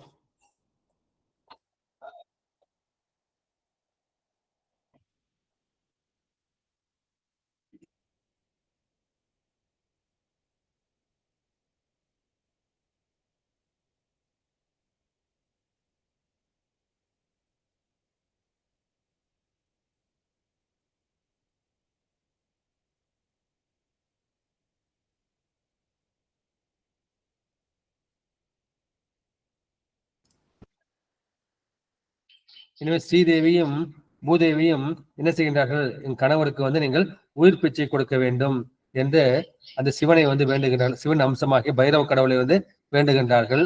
அப்பொழுது அவர்கள் மீது இரக்கம் வைத்து அவர்களுக்கு மாங்கல்ய பிச்சை கொடுக்கும் பொருட்டு திருமாலை வந்து உயிர்ப்பித்து அந்த விஸ்வக்சேனுக்கு உத்தரார் இல்லையா, அவனையும் சூலத்திலிருந்து இறக்கிவிட்டு அந்த பைரவ கடவுள் வந்து தமக்காக படைத்துக் கொடுத்த அந்த கணங்களுடன் அந்த தவனது புவனத்தில் தங்கி அந்த பல அன்னங்களையும் காத்து வருவானார் என்று இந்த கருத்து வந்து கந்த புராணத்திலையும் காஞ்சி புராணத்திலையும் சொல்லப்படுகின்றது. எனவே அது என்ன சொல்றாருன்னா, அவன்தான் உணர் தேவர்கள் பொங்கும் சினத்துள் அயன் தலை முன்னர பெண் அக்கதனை உதிரம் கொண்டான். சிவன் அந்த அயன் தலையை வந்து அறுக்கின்றார். பிறகு அந்த பிரம்மகபாலத்தில் அச்சுதன் உதிரத்தை நிரப்புகின்றார் என்று சொல்கின்றார்கள். எனவே திருமால் என்பது அந்த செல்வத்தின் அடையாளம். சிவன் பிரம்மன் என்பது அந்த கல்வி செருக்கு. கல்வி செருக்கு, செல்வ செருக்கு. அந்த செருக்கை வந்து அடக்க வேண்டும். அது யான் எனது என்று அவரவரை கூத்தாட்டுவான் யாரு? அந்த சிவபெருமான். அந்த மாதிரி யான் எனது அந்த செருக்கை அடக்குபவன் யார்? அந்த சிவபெருமான் தான் என்ற கருத்து வந்து இந்த பாட்டுல வந்து சொல்லப்படுகின்றது. எனவே இந்த பிரம்மனது அந்த தலையை அறிந்த வரலாறு இந்த பாட்டில் சொல்லப்படுகின்ற சொல்லிவிட்டு 4வது திருப்பாடல். எங்கும் கலந்தும் என் உள்ளத்து எழுகின்ற அங்க முதல்வன் அருமறை ஓதிபால் பொங்கும் சலந்தரன் போர் செய்ய நீர்மையின் அங்கு விரற் குறித்து ஆலி செய்தானே. இங்க வந்து சலந்தராசுரன் அவனை கொண்டது. இந்த செயல் நடந்து வந்து திரு விற்குடி என்கின்ற அந்த தலம். எங்கும் கலந்தும் பெருமான் என்ன செய்கின்றார்? எல்லாவற்றிலும் வந்து கலந்து இருக்கின்றார். பெருமானுக்கு 3 தன்மை சொல்லும் இல்லையா? இந்த கலப்பினால் ஒன்றாய், பொருள் தன்மையால் வேறாய், செலுத்தும் தன்மையால் உடனாய் என்று 3 கருத்தை வந்து சித்தாந்தத்துல பாக்குறோம். பெருமான் என்ன செய்கின்றார்? எல்லா பொருள்களும் கலந்திருக்கின்றார். உயிர் பொருள்கள், உயிரற்ற பொருள்கள் எல்லாவற்றிலும் கலந்திருக்கின்றார். அதான் எங்கும் கலந்தும். எனவே எல்லா உலகத்திலும் எல்லா உயிரினத்திலும் கலந்து இருக்கின்றார். அவர் வந்து உள்ளத்து எழுகின்ற அங்க முதல்வன். அப்பேற்பட்ட பெருமான் எங்க இருக்கின்றன? தன்னுடைய உள்ளம். உள்ளம் என்பது ஆன்மாவை வந்து இந்த இடத்துல இருந்து குறிக்கும். உள்ளம் என்பது மனம், இதயம், அது குறிக்கிற மாதிரி இந்த இடத்துல ஆன்மாவை குறிக்கும். அந்த ஆன்மாவில் எழுகின்ற அங்க முதல்வன். நம்ம 4 வேதங்கள் இருக்கின்றன, 6 அங்கங்கள் இருக்கின்றன. அந்த 6 அங்கங்களுக்கும் 4 வேதங்களுக்கும் முதல்வனாகிய அந்த சிவபெருமான் அவன் என்ன செய்றான்? அருமறை ஓதிபால். அந்த அருமறைகளாகிய ரிக், யஜுர், சாம, அதர்வனம் அவற்றை அவர் ஓதுகின்றார். அவற்றை உலகவருக்கும் பிரம்மனுக்கும் அவன்தான் வந்து கொடுக்கின்றார். அப்பொழுது பொங்கும் சலந்தரன் போர் செய்ய நீர்மையின். அப்பொழுது இந்த சலந்தரன் என்ன செய்கின்றான்? அவன் சினத்தால் வந்து பொங்குகின்றான். அவன் வந்து சிவபெருமானோடு போர் செய்ய ஓர் நீர்மையின். நீர்மைங்கிறது தன்மையை குறிக்கும். எனவே அந்த போர் செய்யக்கூடிய தன்மையோடு அவ்விடத்துக்கு வந்து வரும்போது அங்கு விரல் குறித்து ஆளி செய்தானே. அப்பொழுது பெருமான் என்ன செய்கின்றார்? தன்னுடைய கால் பெருவிரல், விரல் என்பது கால் பெருவிரலை குறிக்கும், அதை குறித்து அதை ஒரு மண்ணில் வந்து ஒரு சக்கரத்தை அவர் ஆளின சக்கரத்தை குறிக்கும். அந்த சக்கரத்தை வந்து அவர் செய்தார் என்று சொல்லியிருக்கின்றார்கள். எனவே பெருமான் கலந்து இருக்கின்றார். என்ன செய்யறாங்க? அந்த வந்து பொதுவாகவும் கலந்திருக்கின்றார், சிறப்பாகவும் வந்து கலந்திருக்கின்றார்.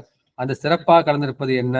அதான் வந்து உள்ளத்து எழுகின்ற அங்க முதல்வன்.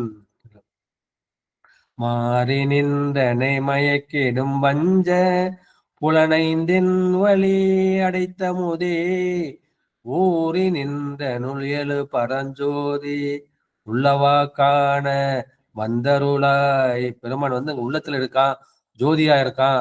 ஜோதியை பார்க்க விடாம என்ன செய்யுது? மாறி நின்று என்னை மயக்கிடும். நான் நல்ல வழியை போகாம என்ன செய்யுது? மாறுபட்ட வழி வந்து காமிக்குது. என்னை மயக்கக்கூடிய அந்த வஞ்ச புலன், இந்த மெய்வாய் கண்மூக்கு செய் வந்து உலகத்தை தான் காமிக்குது. சிவபெருமான் வந்து காமிக்கல. நான் சிவபெருமானை பார்க்கணும் செய்யணும். இந்த வஞ்ச புலனைந்தின் வழியை அடைக்க வேண்டும். அந்த வழி அடைத்து அமுதே. அப்ப என்ன செய்யும்? ஊறி நின்று என்னுள் எழு பரஞ்சோதி. பெருமான் வந்து உள்ளதான் இருக்காரு.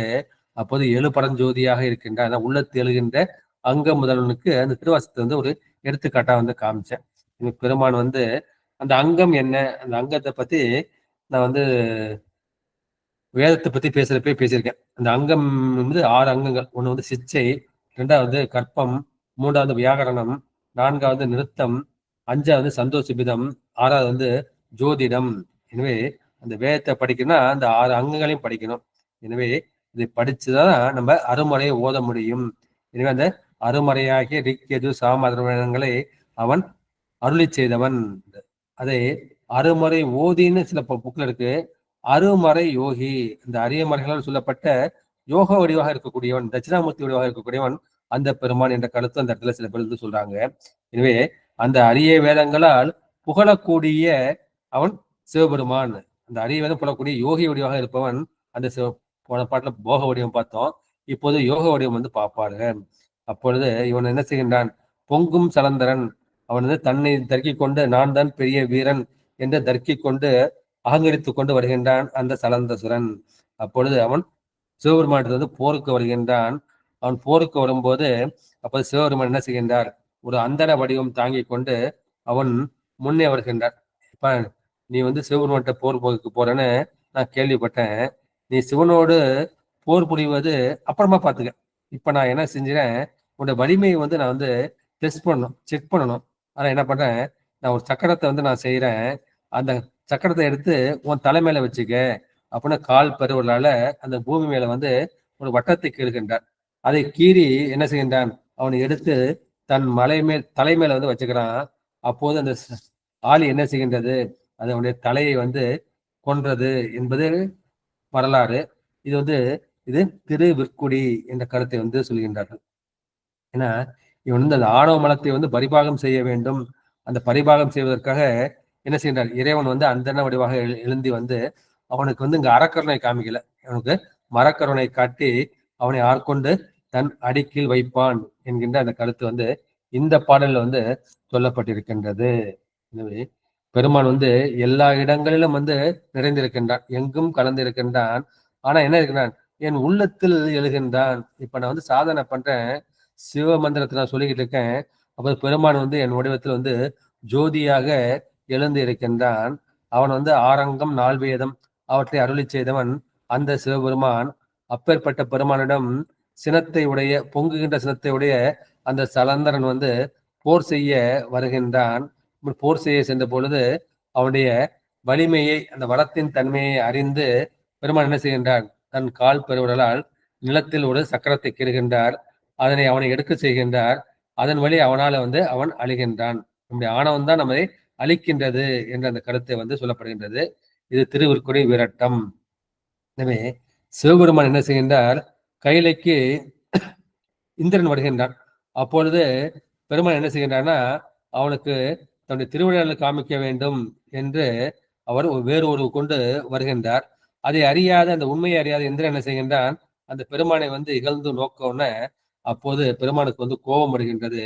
அவர் உருத்திர வடிவுடன் சென்று அந்த சினத்தை காண்பிக்கின்றார். அந்த சினத்தை பார்த்த உடனே இந்திரன் வந்து பயப்பட்டு, பெருமானை என்னை மன்னிச்சுக்கணும், நான் தெரியாம அந்த மாதிரி தப்பு செஞ்சுட்டேன் அப்படின்ன உடனே பெருமான் வந்து அவனுக்கு அருள் செய்து செய்தார். ஆனா அந்த சினத்தை வந்து தான் வச்சுக்க கூடாது, கோபத்தை நம்ம வச்சுக்க கூடாது. அதனால கதையா சொல்றாங்க. இப்ப சிவபெருமான் என்ன செய்கின்றார்? அந்த சினத்தியை வந்து என்ன அந்த கடல்ல இருக்க மேற்றிசை கடல்ல வந்து எரிகின்றார். அந்த என்ன செய்கின்றது? அந்த சினம் வந்து ஒரு குழந்தையாக வளர்கின்றது, அசுர குழந்தையாக வளர்கின்றது. அதை கடல் அரசனாகிய அந்த வருணன் வந்து வளர்க்கின்றான். எனவே ஜலத்தால், ஜலம் என்பது நீரை குறிக்கும். எனவே ஜலத்தால் தாங்கப்பட்டதால், ஜலத்தால் வளர்க்கப்பட்டதால் அவனுக்கு சலந்தரன் என்று பெயர் வந்து கிடைத்தது. அவன் மிக்க வலிமையுடையவனாய் தேவரை வந்து துன்புறுத்துகின்றான். அப்பொழுது திருமால் முதலிய தேவர் பலரும் அவனுக்கு அஞ்சி கைலையில் வந்து வசிக்கின்றார்கள். எனவே அதை அறிந்த சலந்தாசுரன் என்ன செய்கின்றான்? இவனுக்கு அடைக்கலம் கொடுத்தது இந்த சிவபெருமான் தான். இந்த சிவபெருமான் வந்து நான் போர் செய்ய வேண்டும் என்று கையில நோக்கி செல்கின்றான். அப்பொழுது தேவர்கள் வந்து சிவபெருமானிடம் வந்து சென்று முறையிடுகின்றார்கள். அப்பொழுது பெருமான் வந்து அந்தன வடிவில் சென்று, சலந்தரனை, உனது ஆற்றலை வலிமையை காணாயான் வந்தேன். எனவே நான் இந்த சக்கரத்தை நீ தூக்கி பார்ப்பா என்று சொல்லி தனது கால் பரவலால் ஒரு சக்கரத்தை கீறுகின்றார். அப்பொழுது சலந்தரன் வந்து செருக்கு கொண்டு அதை என்ன செய்கின்றான்? அதை பெயர்த்து உயர எடுத்து தன் தலைமையில் வைத்துக் கொள்ள அந்த சக்கரம் என்னது சக்கர ஆயுதமாக படைக்கலமாக மாறி அவன் உடலை வந்து 2 கூறாக செய்து சிவபெருமான் வந்து மீண்டது. அப்பொழுது தேவர்கள் வந்து துன்பம் நீங்கி இன்புற்றார்கள். எனவே இந்த சக்கராயுதம் தனக்கு வேண்டும் என்று நம்முடைய திருமால் வந்து என்ன செய்கின்றார்? இந்த 1000 புஷ்பம் கொண்டு அவர் அர்ச்சனை செய்து பெற்றுக்கொள்கின்றார். ஒரு புஷ்பம் குறையும் போது என்ன செய்கின்றார்? தன்னுடைய கண்ணை வந்து இடுகின்றார். இதை வந்து நம்ம திருவாசகம் வந்து பார்த்திருப்போம். அடுத்து 5வது திருப்பாடல். அப்பணி செஞ்சடை ஆதி புராதனன் முப்புறம் செற்றனன் என்பர்கள் மூடர்கள் முப்புறமாவது மும்மல காரியம் அப்புறம் எய்தமை யார் அறிவாரே. இந்த பாட்டு உங்களுக்கு எல்லாம் தெரிஞ்ச பாட்டு தான். இது வந்து திரிபுரம் எரித்து அருளிய இந்த வரலாறு வந்து அது தத்துவம் என்ன என்பதை திருமணர் வந்து சொல்கின்றார்கள். அப்பணி, அப்பு அணினா அப்புன்னா தண்ணியை வந்து குடிக்கும். தண்ணியை வந்து நம்ம அப்புன்னு சொல்லுவோம். இந்த அப்புவாகிய அந்த கங்கையை தன்னுடைய சிவந்த சடையில் பெருமான் வந்து அணிந்திருக்கின்றான். இந்த கங்கை அணிந்த சிவந்த சடையுடையவன் அந்த பெருமான். அவன் ஆதி புராணன். அவன் தான் முன்னை பழம்பொருளுக்கும் முன்னை பழம்பொருளாக இருக்கின்றான். புராதனாக முழு பரம்பொருளாக இருக்கின்றான். தொன்மை உடையவனாக இருக்கின்றான். அவன் முப்புறம் செற்றனன் என்பவர்கள் மூடர்கள். அந்த பெருமான் வந்து முப்புறங்களை எரித்தான் என்று சொல்வர்கள் மூடர்கள். முப்புறம் ஆவது மும்மல காரியம். உண்மையில என்ன அது? முப்புறம் என்பது அந்த 3 மலங்களின் காரியமாக அமைந்தது. அப்புறம் எய்தமை யார் அறிவாரே. அந்த இறைவன் வந்து 3 மலங்களையும் எய்து வீழ்த்தியதை அறிபவர்கள் இங்கு யாரும் இல்லை என்று சொல்லப்படும். எல்லாம் தெரிஞ்ச சைவ சித்தாந்தம் தான். 3 மலங்கள் என்பது ஆணவம், கண்மம், மாயை. இந்த ஆணவத்தின் காரியம் வந்து நிறைய சொல்லியிருக்காரு நம்முடைய மாதவ சிவஞான சமைகள். அது இந்த முப்புறமாவது மும்மல காரியம். அந்த ஆணவ மலத்தை நம்ம ஈஸியா பார்க்க முடியாது. ஆனா ஆணவ மலம் என்கிட்ட இருக்கு அப்படின்னா எப்படின்னு பார்க்கணும். அந்த மோகம், மதம், அராகம், விஷாதம், சோசம், வைசித்திரியம், அரிசம் போன்ற அந்த அம்சங்கள் இருந்ததுன்னா நம்ம கிட்ட ஆணவ மலம் இருக்கின்றது. கண்மத்தின் காரியம் என்ன? நம்ம வந்து புண்ணிய செயல் செய்யறோம், பாவரூபம் செய்யறோம். எனவே இந்த புண்ணிய பாவமாக இருக்கக்கூடியது அந்த வினைகள். மாயையின் காரியம் என்ன? இந்த மாயையிலிருந்து தான் நமக்கு பெருமான் வந்து தனு, கரண, போன போகங்களை படுத்தக்கூடாது. தனு என்பது உடலை குறிக்கும். கரணம் என்பது மெய்வாய், கண்மூக்கு, செவி என்கின்ற அந்த அறிவு கருவிகளையும், கை, கால், குதம், குறி, வாய் என்கின்ற அந்த தொழிற்கருவிகளையும், மனம், புத்தி, சித்தம், அகங்காரம் என்கின்ற அந்த கரணங்களை வந்து குறிக்கக்கூடியது. அதான் நமக்கு வந்து மாயாக இருக்கின்றது. எனவே இந்த ஆணவம், கண்மம், மாயை என்கின்றது இந்த 3 அசுரர்களாக உருவகம் செய்யப்படுகின்றது. அவன் தாராக்ஷன், கமலாக்ஷன், வித்யுன்மாலி என்ற அந்த 3 அசுரர்களாக உருவகம் செய்யப்பட்டது. இந்த 3 மலங்களையும் பெருமான் என்ன செய்கின்றார்? எரிக்கின்றார் என்று சொல்கின்றார்கள். எனவே எய்தமை அழிதலாவது இது. இந்த மலமாகிய இந்த முப்புறங்களும் என்ன செய்கின்றது? நம்முடைய உயிரை வந்து கட்டி வைத்திருக்கின்றது. சிவபெருமானை சேர விடாமல் அது தலையாக பந்தப்படுத்தி வைத்திருக்கின்றது. அந்த பந்தத்தை வந்து நீக்க வேண்டும் என்ற அந்த கருத்தை வந்து சிவபெருமான் செய்கின்றார். இந்த பந்தத்தை நம்மால் அழிக்க முடியாது, மும்மலத்தை நம்மால் நீக்க முடியாது. அதை சிவபெருமான் ஒருவன் தான் வந்து நீக்க முடியும் என்ற கருத்து வந்து இந்த பாட்டுல வந்து சொல்லப்பட்டிருக்கின்றது. இதன் வரலாற்றை வந்து நம்ம பார்க்கலாம். எனவே சிவபெருமான் திருப்பெருமாள் எடுத்த வரலாற்றை வந்து நம்ம திருமலையிலும் பார்க்கிறோம், பல புராணங்களையும் நம்ம கேட்கிறோம். ஆனா அந்த என்ன செய்கிறார்கள்னா அந்த வரலாற்றை கேட்டுட்டு சரி சிவபெருமான் வந்து 3 அசுரர்களை, முப்புற அசுரர்கள் வந்து அழித்தார் என்று சொல்கின்றார்கள். ஆனா அந்த உண்மையை வந்து யாரும் வந்து அறியல. வந்து இரும்பு கோட்டை, வெள்ளி கோட்டை, பொன் கோட்டைன்னு சொல்றாங்க. அந்த இரும்பு கோட்டையாக இருப்பது வந்து ஆணவம், வெள்ளி கோட்டையாக இருப்பது அந்த மாயை, பொன் கோட்டையாக இருப்பது வந்து கண்மம்.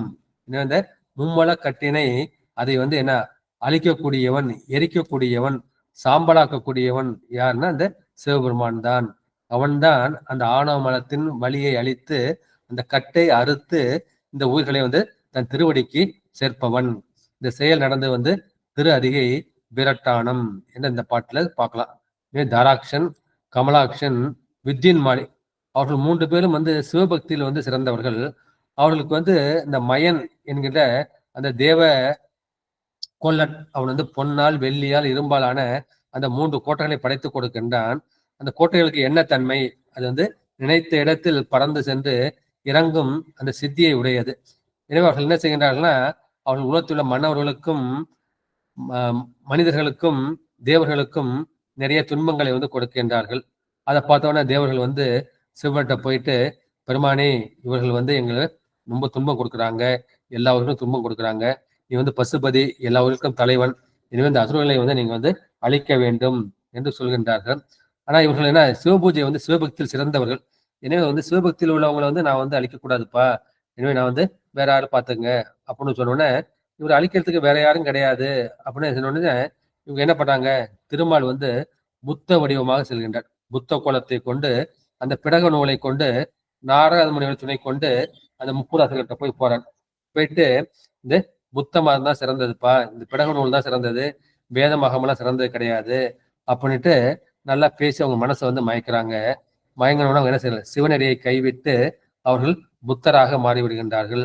இப்ப சிவ பூஜை வந்து செய்வதில்லை, சிவனை வந்து சிவகாரியங்கள் செய்வதில்லை. அப்ப திருமால் வந்து என்ன செய்கின்றார்? இப்ப வந்து சிவ பூஜையை விட்டுட்டாங்க, சிவநந்தனை செஞ்சுறாங்க. இந்த சிவநந்தனை செஞ்சவங்க இந்த உலகத்தில் இருக்கக்கூடாது, அவர்களை அழிக்க வேண்டும் என்று வேண்டுகின்றார். அதுக்கு இசைவு தரும்போது சரி பெருமான் நான் அழிக்கிறோம் அப்படின்னா பெருமானை வந்து பறக்கக்கூடிய கோட்டை உங்களுக்கு நீங்க என்ன பண்ணோம், ஒரு தேர் வேணும்ட்டு இந்த பூமியை வந்து தேர் திட்டாக அமைத்து அப்புறம் என்ன செய்கிறார்கள், இந்த 4 வேதங்களை 4 குதிரைகளாகவும் அந்த தேரை ஓட்டணும் இல்லையா? அப்ப பிரம்மன் வந்து அவன் சாரதியாக இருப்பான். அப்ப வில்லு வேண்டும், அம்பு வேண்டும் இல்லையா? அத மேருமலை வந்து வில்லாக வளைக்கின்றார்கள், அந்த வாசியை வந்து நானாக போடுகின்றார்கள். அம்பு வேணும் இல்லையா? அந்த அம்பாக அம்பின் உடம்பாக திருமால் எடுக்கின்றார். அந்த அம்பின் சிறகாக இந்த வேகம் கொடுப்பதற்காக வாயு தேவன் இருக்கின்றான். அந்த எரிக்கணும் இல்லையா? அந்த நுனியில வந்து அக்னி தேவன் இருக்கின்றார். ஏன்னா அந்த ஓர் அம்புல வந்து திருமால் வந்து உடம்பாகவும், வாயு தேவன் வந்து அடிப்பகுதியாகவும், அக்னி தேவன் வந்து நுனிப்பகுதியாகவும் இருக்கின்றார்கள். அப்பொழுது சிவபெருமான் வந்து வாசுகியை நானாக கொண்டு அந்த மகா மேருமலையை வில்லாக வளைப்பதற்காக என்ன செய்கின்றார்? அந்த அவனி ரதத்தில் போய் கால் வரல வைக்கிறாரு. அப்போது அச்சு வந்து முடிந்து விடுகின்றது. இந்த அச்சு முடிந்தவுடனே அப்போது என்ன செய்கின்றார்? திருமால் வந்து நான் வந்து இடமாக வந்து தாங்குகின்றார். அப்பயும் என்ன செய்கிறார்? அவர் வந்து வில்ல வந்து வளைச்சாரு, நானை வந்து வளைச்சாரு, அம்பை வந்து பூட்டினாரு. பூட்டிட்டு அப்போ வந்து தேவன் நினைக்கிறாங்க, திருமால் நினைக்கிறாரு நான் தான் போய் எரிக்க போறேன்ட்டு. அக்னி தேவன் நினைக்கிறான், வாயு தேவன் நினைக்கிறான், வேதங்கள்லாம் நினைக்குது, பிரம்மன் நினைக்கின்றான். அப்ப என்ன செய்கிறார்? பெருமான் வந்து அப்படி சிரிக்கின்றார். சிரிச்சவன என்ன செய்கிறாரு? அந்த 3 புறங்களும் வந்து எரிந்து சாம்பல் ஆகிவிட்டது. இந்த இது காஞ்சி புராணம், திருவிற்கோள புராணத்துல வந்து சொல்லப்பட்டு இருக்கின்றது. எனவே நம்ம என்ன நினைக்கிறோம், நான் தான் திருமந்தத்தை பேசணும் நான் வந்து நினைக்கிறேன். ஆனா அது பெருமான் வந்து என்ன செய்கின்றார்? என்னைய கருவியாக பயன்படுத்தி இந்த திருமந்தத்தை சொல்ல வைக்கின்றார். எனவே இதுக்கு வந்து பெருமான் தான் வந்து கர்த்தான்னு எனக்கு வந்து புரியல. புரியலப்ப அங்க என்ன செய்கின்றாரு? என்கிட்ட வந்து இந்த ஆணவம் வந்து இருக்கின்றது. அந்த ஆணவத்தை வந்து என்ன செய்கின்றார்? நான் நிறைய ஏற்பாடுலாம் பண்றேன். அந்த ஏற்பாடுலாம் பெருமானுக்கு தேவையே இல்லை. அவர் என்ன செய்கின்றார்? எனக்கு எந்த கருவியுமே தேவையில்லைப்பா.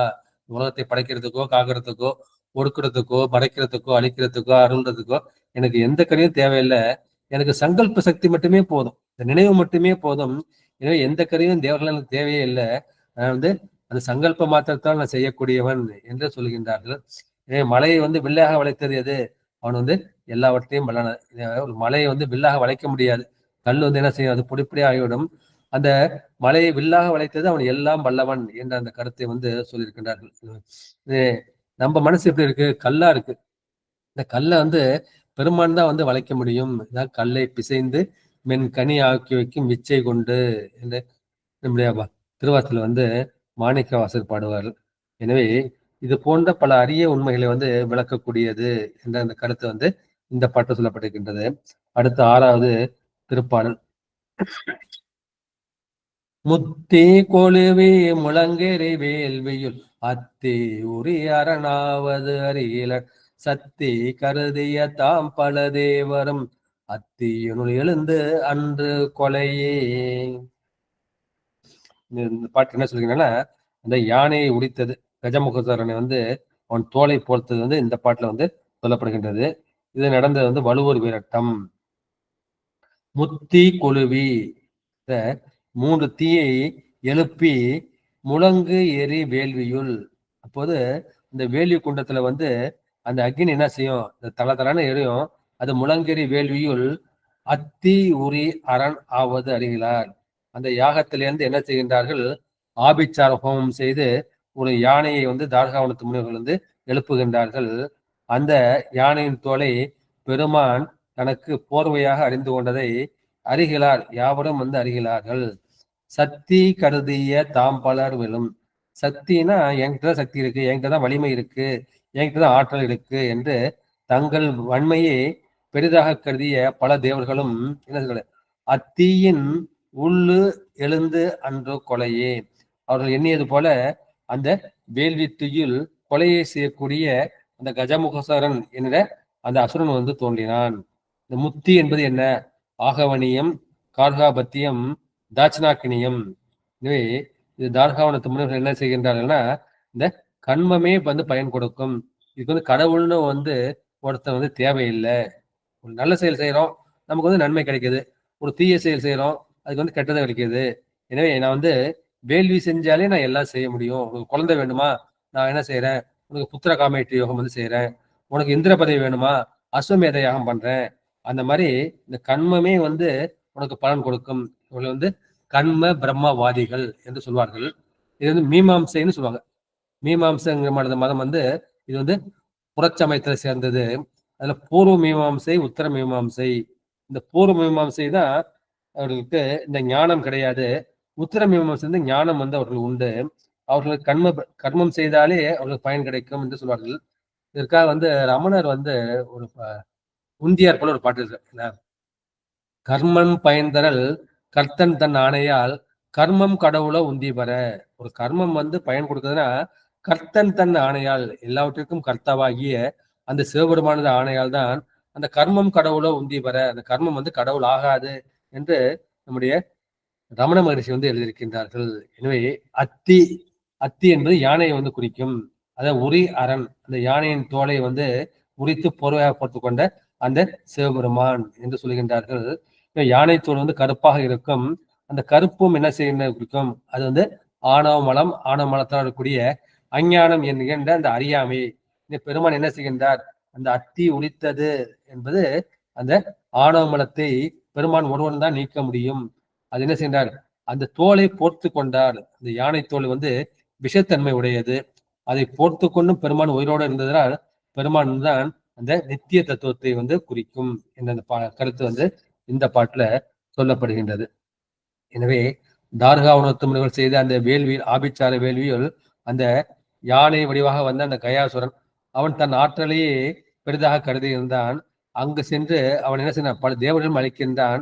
அப்போது சிவபெருமான் ஒருவனே அவனை அழித்து அவனது தோல்வையை போர்வையாக கொண்டான். அதை கேட்டும் என்ன செய்கின்றார்கள்?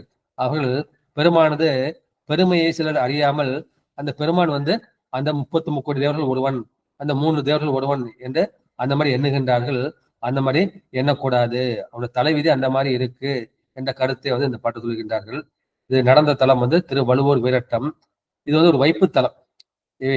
இந்த சிவபெருமான் யானை உடுத்த வரலாறு வந்து கந்த புராணத்தில் வந்து சொல்லப்பட்டிருக்கின்றது, சிவமகாபுராணத்தில் சொல்லப்பட்டிருக்கின்றது. எனவே இது நாரத முனிவர் வந்து ஒரு வேலி செய்கின்றார். அந்த வேலியில் வந்து ஆட்டுக்கடா வந்து தோன்றுது. அது வந்து பலரையும் வந்து துன்புறுத்தியதாக கந்த புராணம் வந்து சொல்லப்படுகின்றது. அதுபோல அந்த தாரகாவனத்து முனிவர்கள் வந்து ஒரு வேள்வி செய்கின்றார்கள். அப்பொழுது கயாசுரனாகி அந்த யானை தோன்றி தேவர்களை துன்புறுத்தியது. அப்பொழுது சிவபெருமான் என்ன செய்கின்றார்? அந்த யானை உடைத்த பொழுது அவருடைய உடம்பிலிருந்து அந்த மின்னல் போல ஒளி வீசுகின்றது. பார்க்க கண்ணுலாம் வந்து அது மாதிரி குருடாப்படவர்களுக்கு அந்த மாதிரி ஒளி வீசுகின்றது. அப்பொழுது அதை காண மாட்டாமல் உமாதேவி உட்பட எல்லோரும் வந்து நடுங்குகின்றார்கள். அந்த நடுக்கம் நீக்குவதற்காக பெருமான் என்ன செய்கின்றார்? அந்த யானையை உடிச்ச பார்த்தாதா ஏன் மேல போத்துகிறார்னா, அந்த ஒளி வந்து ஓரளவுக்கு தான் கிடைக்கணும், முழுசா கிடைக்கக்கூடாது. அந்த தோலை போர்வையாக அணிந்து கொண்டு அவரது அச்சத்தை போக்குகின்றார் என்று சொல்கின்றார்கள். நம்ம திருமந்திரத்தை பார்க்கோம்னா இந்த 5 பொறிகள் இருக்கு இல்லையா, அந்த 5 பொறிகளை வந்து யானையாக 5 யானைகள் அடவியில் உள்ளன என்று பிற்பாடு நம்ம பார்க்க போறோம். அந்த யானைகள் வந்து மதம் கொண்ட யானையாக இருக்கின்றன. பசுவா சொல்ல 5 பசுக்கள் பாட்பானகத்து பசுக்கள் 5 அந்த மாதிரி பசுக்களாகவும் சொல்லுவாங்க, யானையாகவும் சொல்லுவாங்க. எனவே இந்த பசுக்கெல்லாம் வெடிச்சு போய் நிக்குது. மேய்ப்பார் என்று வெடித்தே திரிவன மேய்ப்பாரம் உண்டாய் வெறியும் அடங்கினால் பாட்பானகத்து பாலாய் சொரியுமேன்ட்டு திருமந்திரம் பிற்பாடு பார்க்க போறோம். எனவே சொல்லுங்க. நான் ஏற்கனவே சொல்லிட்டேன், வெயிட் பண்ணி பார்க்கணும் பாருங்க.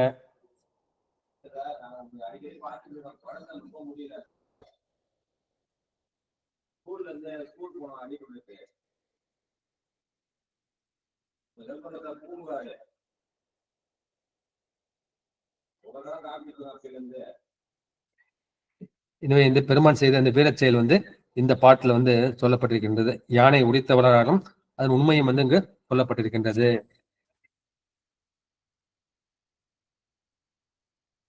அடுத்து 7வது திருப்பாடல். மூலத்துவாரத்து மூளும் ஒருவனை மேலை துவாரத்து மேலுற நோக்கி முள் காலுற்று காலனை காய்ந்தங்கு யோகமாய் ஞால கடவோர் நலமாயிருந்ததே. மூலத்துவாரத்து நம்ம உடம்புல வந்து 6 ஆதாரங்கள் இருக்கின்றன. மூலாதாரம், சுவாதிஷ்டானம், மணிப்புரகம், அநாகதம், விசுத்தி, ஆங்கி, சகசிராரம். அப்ப மூலத்துவாரத்து மூலும் ஒருவனை, பெருமான் எங்கே இருக்கின்றான்? அந்த மூலதுவாரத்தில் குண்டலி சக்தியாக இருக்கின்றான். அந்த மூண்டெழுகின்ற அந்த ஜோதியாகிய அந்த தலைவனை, ஒப்பற்ற தலைவனை மேலை துவாரத்து மேலுற நோக்கி, இந்த பிரம்மரந்திரம் என்கின்றது மேல உள்ள இந்த துவாரம். அது குழந்தை பிறகு வந்து உச்சி வந்து குழியா இருக்கு இல்லையா, அந்த குழியில் வந்து மேலுற நோக்கி, அதை தாண்டி நம்ம என்ன செய்யறோம், 12 அங்குலம் இருக்கு, அதை துவாதசாந்தம்னு சொல்லுவோம். அந்த 12 உயரத்தில் தரிசித்து காலுற்று காலனை காய்ந்தாங்கு யோகையாய், அந்த பிராணனாகி அந்த முதல் காட்டை நிறுத்தி காலனை காய்ந்து அந்த யமனை வென்று யோகமாய் ஞான கடவுர் நலமாய் இருந்ததே. அப்ப இந்த கடவுர்ல வந்து இந்த மார்க்கண்டேயரும் சிவமும் சேர்ந்து அவர்கள் நன்மை பொருந்த இருக்கின்றார்கள். இரும் தவம் என்றால் இருந்த பெரிய தவம் என்ற கருத்து வந்து சொல்லியிருக்கின்றார்கள். மூலத்துவாரத்து மூலும் ஒருவனை, இந்த மூலாதாரத்தில் உள்ள வழி, அங்கு ஒரு வழி, சின்ன வழி இருக்கின்றது. அந்த வழியாக தான் இது நம்ம செய்தது நடுநாடி என்கிற சுருமுனை நாடி வந்து இருக்கின்றது. எனவே அது வழியா என்ன செய்யுது, படிப்படியா போயிட்டு மேலை துவாரமாகிய அந்த பிரம்மரந்திரத்துக்கு போயிட்டு அதை தாண்டி துவார சார்ந்த பெருவெளி, அந்த 12 அங்குலம் வரைக்கும் நம்ம யோகத்துல போறோம் என்று சொல்கின்றார்கள். நம்ம உடம்புல வந்து தச வாய்க்கள் இருக்கின்றன. அந்த தச வாய்க்கள முதன்மையானது முற்கால், முதலாக சொல்லப்பட்டது அந்த பிராணன். இந்த பிராணனை வந்து நடுநாடி வழியாக ஏற்று இந்த பிரம்மரந்தத்துக்கு சென்றால் நாம் காலனை வெல்லலாம். இதுதான் மூலாதாரத்து மூன்றெழு கனலை காலால் இருப்பும் கருத்து அறிவித்தே என்று நம்ம விநாயகர்கள் வந்து பார்க்கிறோம். இந்த யோகத்தை வந்து செய்தார்கள். எனவே இந்த யோகம் செய்தால் நாம் வந்து யமனை வெல்லலாம். அது மூலம்தான் மார்க்கண்டேயர் வந்து என்ன செய்தார், யமனை வென்று சிவத்தோடு அவர் ஒன்றாக இருந்தார் என்ற கருத்து வந்து இந்த பாட்டுல சொல்லப்பட்டு இருக்கின்றது.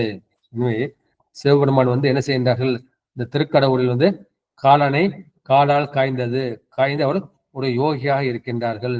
அந்த மூர்த்தி வந்து கால சம்ஹார மூர்த்தி என்று சொல்லப்படுகின்றது. எனவே இந்த மூலாதாரத்தின் இடத்திலிருந்து என்ன செய்கின்றார்கள், அங்கு வந்து குண்டலிங்கிற பாம்பு நாகராஜன் தூங்கி கொண்டிருக்கின்றது. அதை எழுப்பி என்ன செய்கிற, படிப்படியாக எழுப்பி அங்க உருவ நடுவாகிய இந்த லாடாத்தளத்தை தாண்டி அப்புறம் பிரம்மரந்திரம் என்கின்ற அந்த உச்சிக்கு போறோம். உச்சிக்கு போயிட்டு அதை தாண்டி துவாதசாந்தம் என்கின்ற அந்த 12 அங்குலம் தாண்டி போனோம்னா அங்கு பெருமானுடைய அந்த சொரூப நிலையை நாம் பார்க்கலாம் என்று சொல்கின்றார்கள். இதுக்கு தத்துவார்த்தமா என்ன பொருள்னா, இந்த 36 தத்துவங்களை பார்த்தோம். ஆன்ம தத்துவம் 24, வித்யா தத்துவம் 7, சிவ தத்துவம் வந்து 5. அதுல வந்து கீழே இருக்கிறது எது அப்படின்னா 36 தத்துவம் வந்து நிலம். முதலாக இருப்பது எது, முதலாக இருப்பது வந்து அந்த நாத தத்துவம். எனவே என்ன செய்யறோம், அந்த 36 தத்துவங்களில் கீழே இருப்பது நிலத்தம். அந்த நிலத்துல அமைந்த அந்த கோயில், அந்த கோயில் தான் மார்க்கண்டேயர் வழிபடுகின்றார்.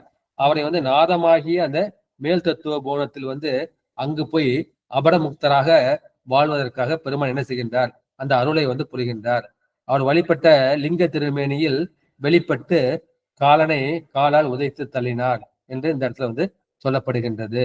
எனவே இது வந்து இந்த படயோகத்தையும் சிவயோகத்தையும் குறித்து செல்கின்றார்கள். சிவயோகம் செய்தால் நமக்கு வந்து ஞானம் கிடைக்கும். கடயோகம் செய்தால் நமக்கு என்ன செய்யும் அப்படின்னா, நமக்கு வந்து காய சித்தி வந்து காயக்கல்பம் பண்ணலாம், காய சக்தி கிடைக்கலாம் என்ற கருத்து வந்து சொல்லியிருக்கின்றார்கள். ஒரு இந்த மார்க்கண்டேய மிருகண்ட புனிவர் வந்து அவருக்கு வந்து குழந்தை கிடையாது. அவர் வந்து சிவபெருமானுக்கு தவம் செய்கின்றார். அப்போ வந்து பெருமான் என்ன கேட்கிறான்னா, உங்களை வந்து அறிவில்லாத 100 ஆண்டு வாழக்கூடிய மகன் வேண்டுமா, அல்லது அறிவுடைய 16 ஆண்டு வாழக்கூடிய மகன் வேண்டுமா என்று கேட்கப்பட, எனக்கு அறிவுடைய மகனே வேண்டும் என்று அவள் கேட்கின்றார்கள். அதுபோல மார்க்கண்டேயர் வந்து பிறக்கின்றார். அவர் பிறந்து கல்வி வந்து பயில்கின்றார். அவருக்கு 16வது ஆண்டு வருகின்றது. அப்பொழுது பெற்றோர்களும் அவனை மகனை பார்க்கும்போது வருந்தி கண்ணீர் வடிக்கின்றார்கள். அந்த வருத்தத்திற்கு காரணம் என்ன அவர்கள் கேட்கின்றார்கள். அப்பொழுது உனக்கு 16 வயசு ஆயுசு முடிய போகுதுப்பா அப்படின்னா, சிவபெருமானை லிங்க வடிவில் நான் பூஜை செய்கின்றேன் என்று அவர் பூஜை செய்கின்றார்.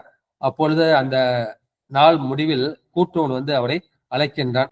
அவர் வந்து சிவபெருமானை தஞ்சமாக அடைக்கின்றார். அப்பொழுது இவன் பாசக்கயிற்றை வீசுகின்றான். அந்த பாசம் வந்து அவரையும் பிணிக்கின்றது, அந்த லிங்கத்தையும் பிணிக்கின்றது. அப்பொழுது பெருமான் வந்து அங்கிருந்து வெளிப்பட்டு இடது காலால் கூட்டுவனை உதைத்து அருளுகின்றார். அருளி மார்க்கண்டேயரை எப்பொழுதும் 16 ஆண்டாக சிரஞ்சீவியாக இருக்கும்படி அவர்கள் வந்து அருள் புரிகின்றார். இது வந்து திருக்கடவுள் வேடத்தில் நடந்தது. இது சமஸ்கிருதத்தில் என்ன சொல்றாங்கன்னா, இது காசியில் வந்து கங்கா நதியில் மணிகர்ணிகை என்ற தலம் இருக்கின்றது. இந்த மணிக்கர்ணிகை நடந்ததாக இது சொல்லப்படுகின்றது. அடுத்து நிறைவு பாடல். இருந்த மனத்தை இசையை இருத்தி பொருந்திய லிங்க வலியது போக்கி திருந்திய காமன் செயலளித்தங்கன் அருந்தவம் யோகம் கொறுக்கை அமர்ந்ததே.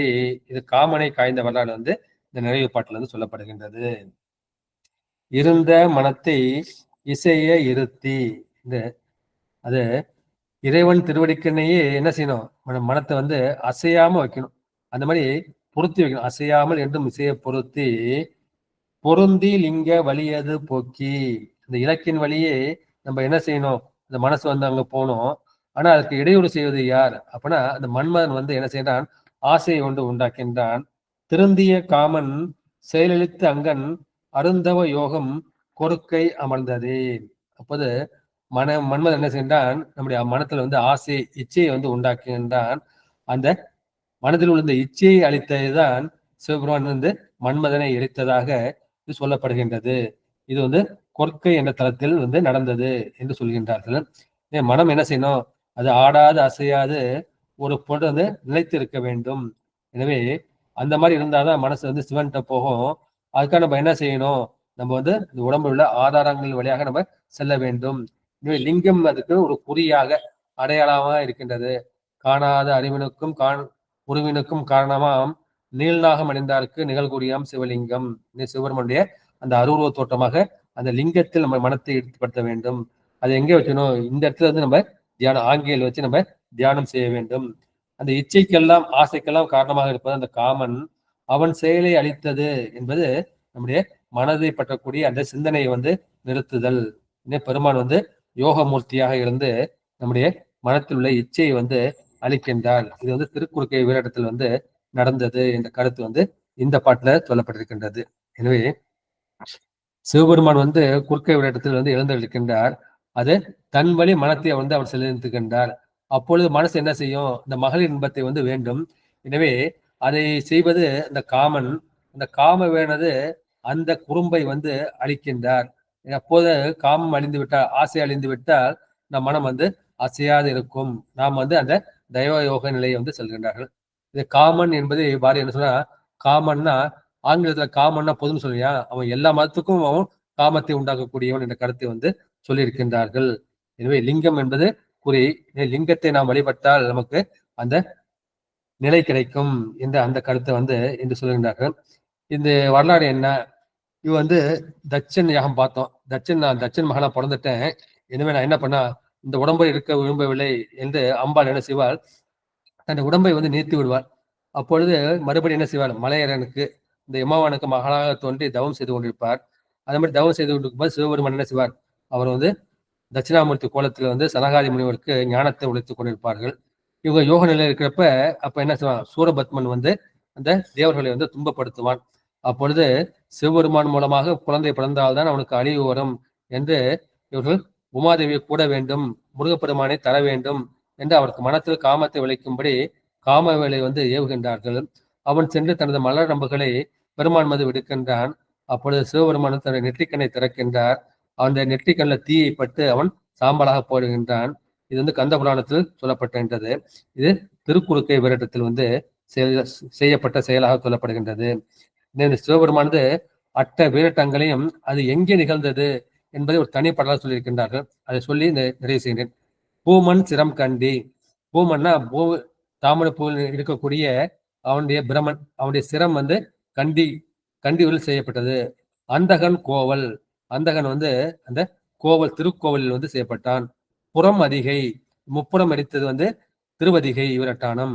மாமன் பரியல், சிவனுக்கு மாமன் வந்து தட்சன், அவனுடைய தலை கொய்து வந்து திருப்பரியலூர்.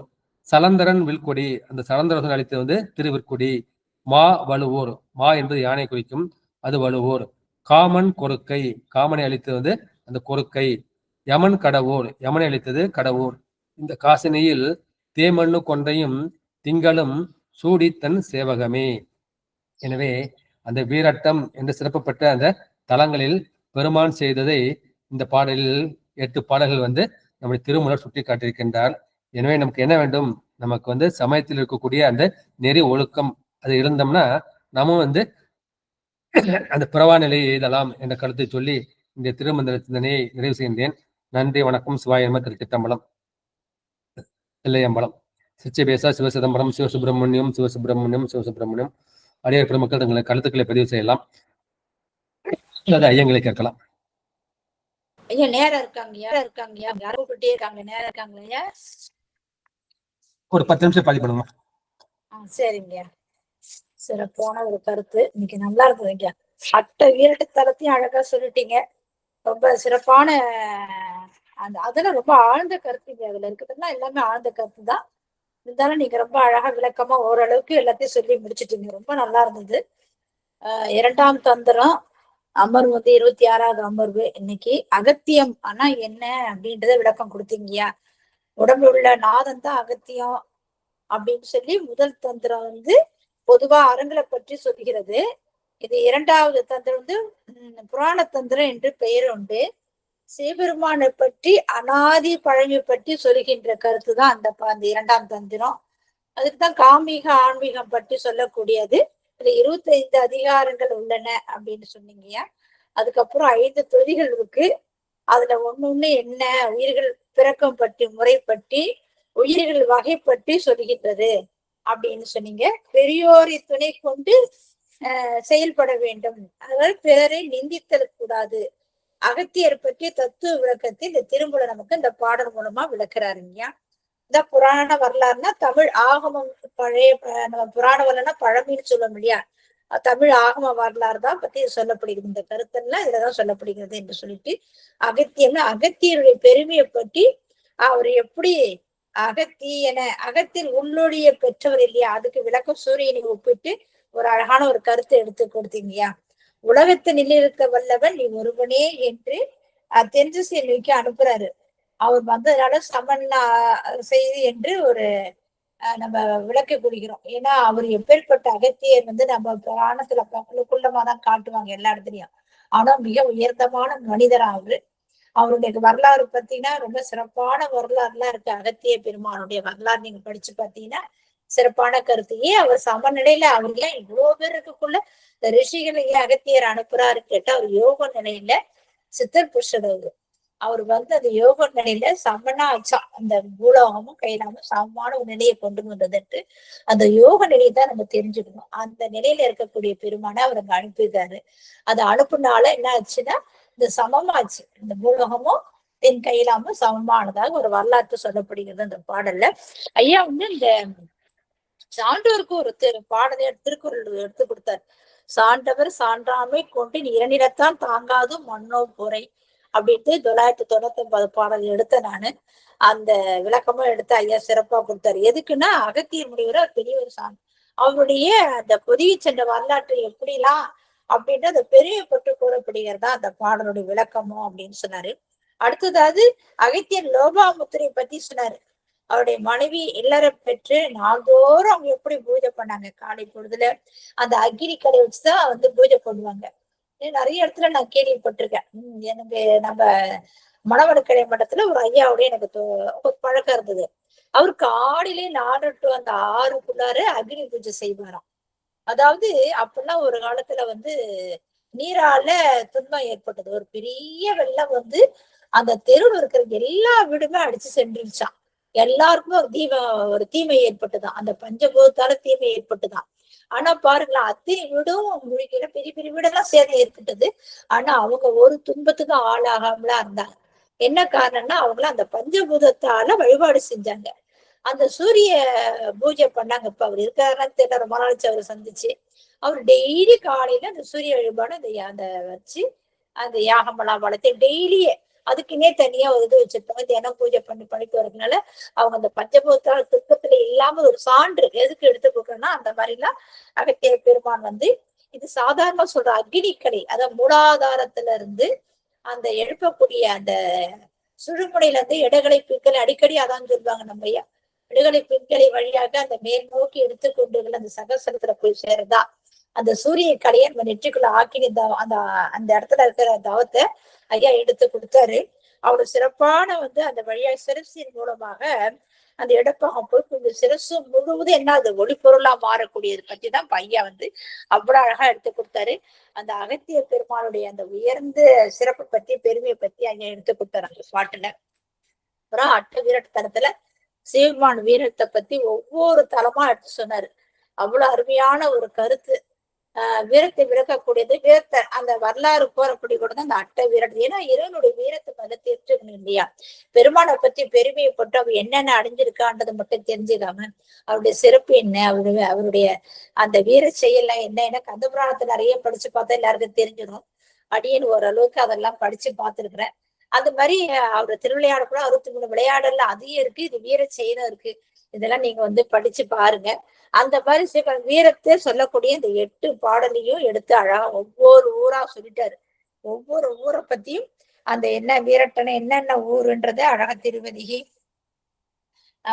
திருக்கடவுர், குருட்டை, வழுவூர், திருக்கோவிலூர், திருப்பரூர், திருக்கண்டியூர், திருவிற்குடி, எப்படி 8 தலங்களையும் பத்தி சொல்லிட்டாரு. அது எது முதல்ல அப்படின்னா திருக்கோயிலூர் தான் முதல்ல எடுத்து கொடுத்தாரு. அந்த திருக்கோயிலோட வரலாறையும் சொல்லிட்டாரு. அந்த 8 வீரட்ட தலங்களில இது என்னன்னா நம்ம மர கருணை தான் காட்டி ஆட்கொண்ட விதத்தான் அதை சொல்ல வேண்டியது. ஒவ்வொரு சிறப்பையும் அது என்னென்ன கருத்து நமக்கு சொல்லப்பட்டிருக்கு அப்படின்னு பெருமான் எப்படிலாம் அந்த கருணை கொண்டு நமக்கு அருள் புரிஞ்சிருக்காரு. அவர் பலவிதமான அந்த ஆணவ கண்மை அழித்தாலும் அந்த மரக்கருணை நம்ம பார்க்கணும் இல்லையா? அந்த மாதிரி இந்த அந்தகனுடைய சிறப்பு, அந்தகனுடைய வரலாறு எடுத்து சொன்னாரு. அவன் பெரிய வரம் பெற்றிருக்கான் இல்லையா? அந்த உயிர்கள்லாம் வருத்தி வந்தான். பிரம்மருமானுக்கு அந்த கொடுமை தாங்கல இறைவனத்தை போய் சொன்னாங்க. அந்த குறைய போக்குறது சிவபெருமானது ஞானமான ஒரு சூலத்தை கொண்டு அந்த தொழிலை செய்கின்றார் இல்லையா? அந்த ஞானத்தை பட்டு இந்த வேலுக்கு விளக்கம் கொடுத்தாரு. ஆழ்ந்து அகன்ற நுண்ணி நடல் வேலுக்கு விளக்கம் கொடுத்தாரு, சூலத்துக்கு விளக்கம் கொடுத்தாரு. திருக்கோவிலூருடைய வீர செயலை பற்றி முதல் பாடல ஐயா அழகா எடுத்து கொடுத்தாரு. இதுல என்ன நம்ம தெரிஞ்சீங்கன்னா அந்த இறுதி சிவன் என்ற பொருள் அந்த ஆணவ மனத்தை நீக்குது, அந்த இருநிலத்தை நீக்குதுன்னு தான் ஐயா அந்த பாடலை விளக்கம் சொல்லியிருக்காரு. அடுத்ததாக திருப்பரியிலூரை சொன்னாரு. அழகா சொன்னாரு. அந்த தக்கன் இகழ்ந்து செய்த வேள்விதான் அந்த அவன் என்னது அந்த வீர அந்த யாகம் செய்யக்கூட இறைவனை முன்னிலைப்படுத்தவே இல்லை. இதான் முக்கியமா நம்ம தெரிஞ்சுக்கணும். இந்த பாடம் வீர செயலை பத்தி சொல்லக்குள்ள அவர் என்ன பண்றாரு, நம்ம தக்கன் யாகம் செய்யக்குள்ள பெருமானை முன்னிலைப்படுத்தாதனால அவருக்கு என்ன பண்ண, யாகத்துல யார் அனுப்புறாரு, பெருமான் தக்கன் யார் அனுப்புறாரு, பேர் என்னங்க, வீரபத்திர அனுப்புறாரு. வீரபத்திர அவர் அழிச்ச போது இந்த யாகத்தை கொண்ட அத்தனை பேருக்கும் தேவர்கள் கூட பல வச்சு இந்த ஆணவத்தை அழிச்சிடாரு. அந்த இன்றிமையாவது ஒருவன் தான் பெருமான், ஒருத்தவன் தான் அந்த கருதாக செய்தனால அங்க அனைத்து பிரம்ம தேவர் விஷ்ணு எல்லாருக்குமே ஒரு அநீதி ஏற்படுத்தினாரு. தக்கன் தலையை வெட்டி தீக்கிரையாக்கி அவருக்கு என்ன பண்ற அருள் புரிஞ்சு ஆட்டு தலையை பொறுத்து உயிரோட இருக்க செய்தார். அந்த பாடலை விளக்கம் ரொம்ப அழகா எடுத்து சொல்றாரு. இதெல்லாம் ஒவ்வொன்றும் வீரச்செயலை குறிப்புதான். திருப்பரியிலூர் வீரட்டம் அப்படின்னு இந்த தலைவர் பத்தி அழகா சொன்ன. இதுக்கு ஒரு விளக்கம் எடுத்து கொடுத்தாரு ஐயா. அந்த தக்கன் பிழை செய்த பிரம்மன்னா என்ன அவருக்குன்னா பிரசாபதி பிரம்மன் அப்படின்ற விளக்கம் எடுத்து கொடுத்தாரு. ரொம்ப தட்ச பிரசாபதி அப்படின்னு விளக்கம் கொடுத்தாரு. அதுல கந்தபுராணத்துல நிறைய இருக்கு. இந்த பாடலை பத்தி நம்ம சிவன் நிந்தை தான், இந்த பாடலை பத்தி சிவன் நிந்தையை பத்தி இந்த விளக்கம் எடுத்து கொடுத்திருக்காரு. ரொம்ப அழகா இருந்தது இந்த பாடல் சிறப்பு. அடுத்ததாக பிரம்மன் செருக்கு.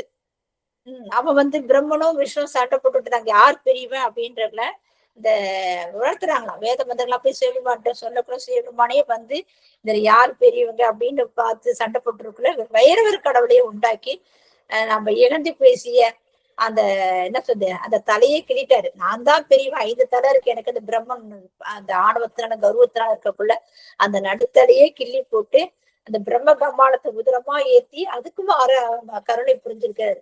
அது மாதிரி விஷ்ணுக்கும் தன்னுடைய அவரும் ஒரு கீரி அந்த ரத்தத்தை அந்த பிரம்ம கம்பாலத்துல அந்த கருணை மூலமா அதை நீக்கி அவங்களுக்கு எல்லாம் ஒரு நல்ல ஒரு அந்த ஆணவத்தை போக்கக்கூடிய அந்த நிகழ்வை அந்த பாடல் மூலியம் புரிஞ்சுக்கணும் அப்படின்றது அந்த கதையை எடுத்து சொல்லிருக்காரு.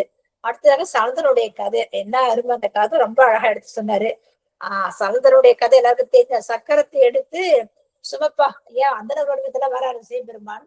அந்தன வடிவில வந்து கூட அந்த சக்கரத்தை எடுத்து தன்னுடைய கால் பெருவாடு நிலத்தில ஒரு சக்கரத்தை கிரினாரு.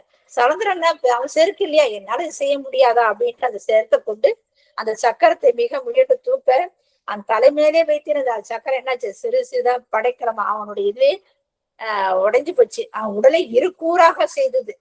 அது என்னது, சிவபெருமான் வந்து வேண்டு அவங்க கருணை புரிஞ்சுக்காரு.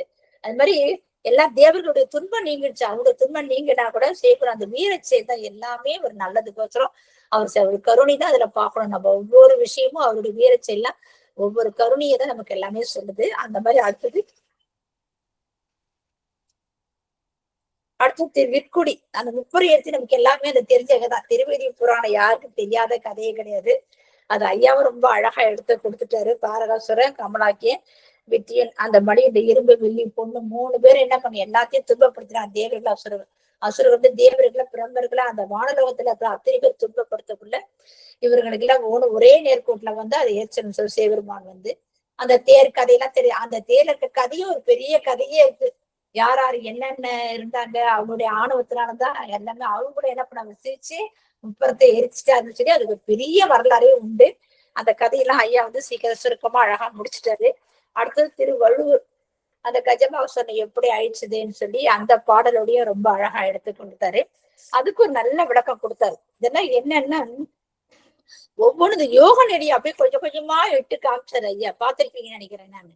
பாம்பு எப்படி சுழற்று சுழ்முனையில அது எப்படி மேல் நோக்கி வந்து அந்த யோக நிலையில ஐயா வந்து கொஞ்சம் கொஞ்சமா எடுத்து ஒவ்வொரு பாடலும் முடி நமக்கு எல்லாமே உணர்த்துறாரு. அந்த மாதிரி இடத்துல திருவள்ளுவர் புராணம் ரொம்ப சிறப்பா எடுத்து கொடுத்தாரு. இது என்ன 3 வகை தீயை எழுப்பி அந்த அக்னியில வராங்க இல்லையா அவங்க எல்லாம். அப்ப என்ன பண்றது, அந்த அந்த அக்னியில இருந்து அவர் என்ன பண்றாங்க, அந்த கைமுக அனுப்புக்குள்ள யானையின் தோலையே உறுத்தி பூத்துக்கிட்டாராம் பெருமான். பார்வதி தேவி அஞ்சுனாங்கண்ணா. அப்பேற்பட்ட அந்த தோல் வந்து எப்படி இருக்கும், யாரும் உள்ள கூட நெருங்க முடியாது இல்லையா. அந்த ஒளி பொருளா இருக்கக்கூடிய பெருமான் வந்து அந்த ஞான தோலையை பூர்த்தி கொண்டாரு இல்லையா. அந்த கதையை ரொம்ப அழகா எடுத்து இந்த வள்ளுவர் அந்த தலத்தினுடைய பத்தி சிறப்பு சொன்னாரு. அந்த கைமாசுரனை எப்படி ஆக்கி கிழித்து தோளாவே அணிஞ்சுக்கிட்டாருன்றது அந்த விளக்கம் எடுத்து அழகா அந்த வள்ளுவர் புராணத்தையும் சொன்னாரு. அடுத்ததாக அந்த வீரச்செல்வி அந்த அடுத்த கடவுர், அந்த கடவுர் தான் மூச்சு காற்றுன்னு சொல்லக்கூடிய அந்த அழகா எடுத்து சொன்னார் ஐயா. அந்த மூச்சு காட்டு சிவபதி எப்படி இருக்கணும்ன்றது ஒவ்வொரு தத்துவமா அந்த யோக நெறியை எடுத்துக்கொண்டாரு. இது வந்து சாதாரண கதையை மட்டும்தான் நம்ம புரிஞ்சுக்கிறோம். ஐயா வந்து மூலாத்திரு சிவமுனியை வந்து அந்த கிளம்பி மேல் நோக்கி எப்படி போகணும், அந்த சுழுமுனையிலிருந்து பொருத்தி அந்த வழிபாடு செய்தா எப்படி உலகையை கடந்து போகலான்ற அந்த விளக்கத்தை வந்து சகசலத்துல எப்படி எடுத்து போலான்ற அந்த திருக்கடவுர் அந்த ஊரை பத்தி மார்கண்ட வரலாறை பத்தி ரொம்ப அழகா எடுத்து கொடுத்துட்டாரு ஐயா. அந்த சுழுமுனை வழியை எப்படி போகணும், மூலக்கணக்கு தூக்கி எப்படி எழுப்பணும்ன்ற அந்த கருத்தை எடுத்து அழகா விளக்கம் எடுத்து கொடுத்துட்டாரு ஐயா. அடுத்தது மன்மதன் எரித்தது சிறப்பான கொருக்கை அந்த தளத்தையும் எடுத்து விளக்கமா எடுத்து ரொம்ப சிறப்பா கொடுத்தாரு ஐயா. ஒவ்வொரு பாடலுமே எல்லாமே அழகுதாங்கய்யா. கடைசி முடிவு இந்த 8 பாடலையும் சேர்த்து ஒரு பாடல் புரிஞ்சிருக்கீங்க. அந்த பாடல் எதுல இருக்குன்னு தெரியலைங்கய்யா. எனக்கு தேடி பாக்குறேன், அந்த பாடல் இல்ல, நம்ம புக்குல இல்ல. அது நீங்க ஏதாவது எழுதி வச்சுதான் நம்ம குடும்பத்துல போட்டு விடுங்க. அந்த பாடலை அடியன் வந்து எடுத்து நம்ம தெரிஞ்சுக்கலாம்ல. 8 பாடலையும் சேர்த்து ஒரே பாடலா அது இருக்கு அப்படின்னு போட்டிருந்தீங்க. இந்த 8வது பாடல மன்மதனி எடுத்து செயலை பத்தி ரொம்ப அழகா எடுத்து கொடுத்தீங்கயா. ரொம்ப சிறப்புங்க. எல்லாமே கருத்தையும் ரொம்ப அருமையா இருந்தது, நல்லா இருந்தது. நீங்க சொன்ன விதம் வந்து அடியனுக்கு ரொம்ப புரிஞ்சுது. ஏன்னா இந்த அட்டை விரட்டத்துல போய் தரிசனம் பண்ணி வந்து அந்த கருத்து எல்லாம் கேட்டு என் மனசுல அந்த என்ன இருந்தனாலும் என்னால எளிமையா புரிஞ்சு கொள்ள முடிஞ்சது. ஒவ்வொரு தளத்தையும் சிறப்பா எடுத்துட்டு போயிட்டு விளக்கம் கொடுத்தீங்க. ஒரே ஒரு சின்ன ஒரு சந்தேகம் மட்டும்தான். அது சொன்னீங்க இல்லையா, போகம்னா மணிப்பூரகம்னு சொன்னீங்க இல்லையா. பூஜைக்கு இதயம் சொன்னீங்க இல்லையா, அது மட்டும் சொல்லுங்க கொஞ்சம். போகம் நம்ம உடம்புல வந்து 6 ஆதாரங்கள் இருக்கிறது. 6 ஆதாரங்கள்ல வந்து 3 வந்து முக்கியமானது. ஒண்ணு வந்து மணிப்பூரகம் என்கின்ற தொப்புள் அல்லது கொப்புள். அது வந்து நமக்கு வந்து ஹோமஸ்தானம். இது எப்ப நமக்குன்னா, நமக்கு வந்து இப்ப சமய தீட்சை விசேஷ தீட்சை தாண்டி நிர்வாண தீட்சை போடும் இல்லையா, அப்போ வந்து ஹோமம் செய்வாங்க. அப்ப ஹோமம் செய்யறப்ப அகப்பூஜையே செய்யறப்ப இந்த இடத்துல வந்து ஹோமம் பண்ணுவாங்க. சரிங்களா? அது ஞானவதி கிரியாவதின்னு பண்றப்ப ஞானவதியில வந்து இந்த இடத்துல தொப்புல வந்து ஹோமம் பண்ணுவாங்க. அந்த இடத்துல இது பயன்படுது. இது ஹோமஸ்தானம். இப்ப நம்ம கோயில ஹோமம் வளர்க்குற கணபதி ஹோமம் வீட்டில் வளர்த்துருப்போம். ஹோமம் பண்ணுறப்ப நமக்கு உடம்புல ஹோமஸ்தானமா இருப்பது அந்த மணிப்பூரகம் என்கின்ற அந்த தொப்புள் மையம். அடுத்து வந்து இரண்டாவது வந்து நம்முடைய இதய மையம். அது வந்து அநாகதம் என்கின்ற அந்த இருதய மையம். இது வந்து நமக்கு வந்து பூஜைக்கு வந்து சிவ பூஜைக்கு வந்து செய்யக்கூடியது. நம்ம என்ன பண்றோம், சிவ பூஜையில வந்து நம்ம லிங்கம் வச்சு வழிபாடு பண்றப்ப நம்ம என்ன பண்றோம், இந்த பெருமானை வந்து இங்கேருந்து வச்சு ஆவாகனம் பண்ணி பெருமானை வந்து சிவலிங்கத்துல வந்து நம்ம வந்து ஆவாகனம் செய்வோம். அப்ப பூஜை முடிஞ்சா என்ன பண்ண யதாஸ்தானம் பண்ணி நம்ம யதாஸ்தானம் கொண்டு போறோம். சிவபெருமான் வந்து இங்கதான் இருக்காரு அப்படின்னு வந்து பூஜை செய்யக்கூடியது. இது வந்து அகப்பூஜை புறப்பூஜை ரெண்டுலயுமே வந்து இது இதே ஸ்தானத்துல வந்து இருக்கக்கூடியது. இந்த விளக்கம் வந்து சிவஞான சித்தியார்ல வந்து இருக்கும். இந்த 36 தத்துவம் எப்படி அந்த தாமரைக்கு வந்து தண்டாக மொட்டாக நாளமாக இருக்கின்றது அது வந்து சிவஞான சித்தியார்ல நம்ம பிற்பாடு வந்து பார்க்கலாம். இதுல இருக்குங்களா? அதுக்கப்புறம் வந்து தியானஸ்தானம். நம்ம வந்து பெருமாள் வந்து தியானம் பண்ணா அங்க நெற்றி போட்டு தான் அங்க வந்து நிற்கும். நெற்றி போட்டு ஆக்யா சக்கரம் இல்லையா? இந்த ஆக்யா சக்கரம் நமக்கு வந்து விழிப்பு நிலை. அந்த விழிப்பு நிலையில இருக்கக்கூடியது இந்த நெற்றி போட்டு அங்க ஈரிதழ் தாமரை இருக்கு. அந்த ஈரிதழ் தாமரை ஒரு இதழ்ல வந்து சதாசிவனும் இன்னும் வந்து நமக்கு மனோன்மணி சக்தி இருப்பாங்க. எனவே நமக்கு அனுகிரகத்தை கொடுக்கக்கூடியது இந்த தியானஸ்தானம். எனவே இந்த தியானஸ்தானம் நம்ம எப்ப வேணாலும் பண்ணலாம், தியானம் பண்ணலாம். பூஜைங்கிறப்ப நம்ம வந்து நித்திய பூஜையில நம்ம அது மாதிரி செஞ்சுக்கலாம். சரிங்களா? ஹோமம் வந்து நமக்கு வந்து அது அகத்துல ஹோமம் வளர்க்கறதுங்கிறது நமக்கு என்ன செய்யணும், இந்த நிர்வாண தீட்சைக்கு போறப்ப அப்போ வந்து ஞானாவதி கிரியாவதி. கிரியாவதினா வெளியில வந்து இந்த ஹோம குண்டலத்தெல்லாம் பண்ணுவாங்க. பண்ணிட்டு அதுல வந்து நமக்கு வந்து இந்த கிரிகளாம் செஞ்சு நம்ம உடம்புல அந்த 6 ஒத்தாக்களையும் வந்து நம்ம சுத்தம் பண்ணுவாங்க. இப்ப வந்து ஞானாவதின்னு அது மனசால வந்து கற்பனை பண்ணிக்கிட்டு ஹோமம் வந்து தொப்புல எழுதிக்கிட்டே இருக்கு. அதுல போய் ஒன்னொன்னே வந்து ஸ்வாகா ஸ்வாகா அந்த 6 அத்துவாக்களையும் வந்து ஸ்வாகா பண்ணுவாங்க. எனவே கொப்போல் என்கிற மணிப்பூரம் வந்து ஹோமஸ்தானம், ஹோமம் செய்யக்கூடிய ஸ்தானம். அது ஹோமஸ்தானம் தமிழ் சொல்லுவாங்க. அப்புறம் இது வந்து இதயம் வந்து பூஜை ஸ்தானம் அநாகதம். அப்புறம் இந்த ஆக்யா சக்கரம் நெத்தி போட்டு அது வந்து தியான ஸ்தானமா. இது ஒவ்வொரு பாடலை பத்தியும் 1 மணி நேரம் பேசலாமா? நம்ம வந்து விரைந்து செல்ல வேண்டும். இல்லை எல்லாம் தெரிஞ்ச கருத்து தான். அதெல்லாம் அதுக்கு வந்து பிற்பாடு பதிய சிந்திக்கிறப்பான அதை பார்த்துக்கலாம். தெரிஞ்ச கருத்து தாங்க நீங்க சொல்றது. யோகம் வந்து பணிப்பூரகம் தான். டக்குன்னு சொல்லப்பல அதை நான் எழுத முடியல. அதனால ஒரு சந்தேகத்தை கேட்டு தெரிஞ்சுக்கிட்டேங்க. வேற ஒண்ணு தெரிஞ்ச கருத்து. அது தனிப்பாடல் திரட்டுல இருக்குமா? அந்த பாட்டு வந்து தனிப்பாடல் திரட்டுல இருக்கு. நான் எடுத்து குரூப்ல போட்டு வரமா? சரிங்க, நன்றி நன்றிங்க. சிறப்பு சிறப்பு. வாழ்த்து பாடல் நீங்க பாடிட்டீங்க ஐயா? பாடிட்டீங்களா ஐயா?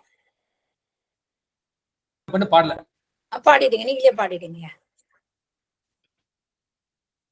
வாழ்க அந்தனர் வானவராணினம் வீழ்க தன் புனல் வேந்தனும் ஓங்குக ஆள்க தீயதெல்லாம் மரணாமமே சூழ்க வையகமும் துயர் தீர்கவே.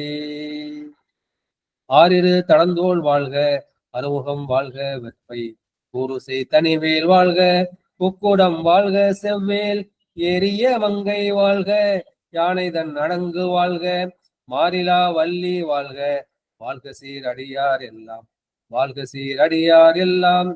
இந்த சீரடிகள் திருப்பதங்களை வணங்கி இந்த திருமந்திரத்தினை நிறைவு செய்கின்றேன்.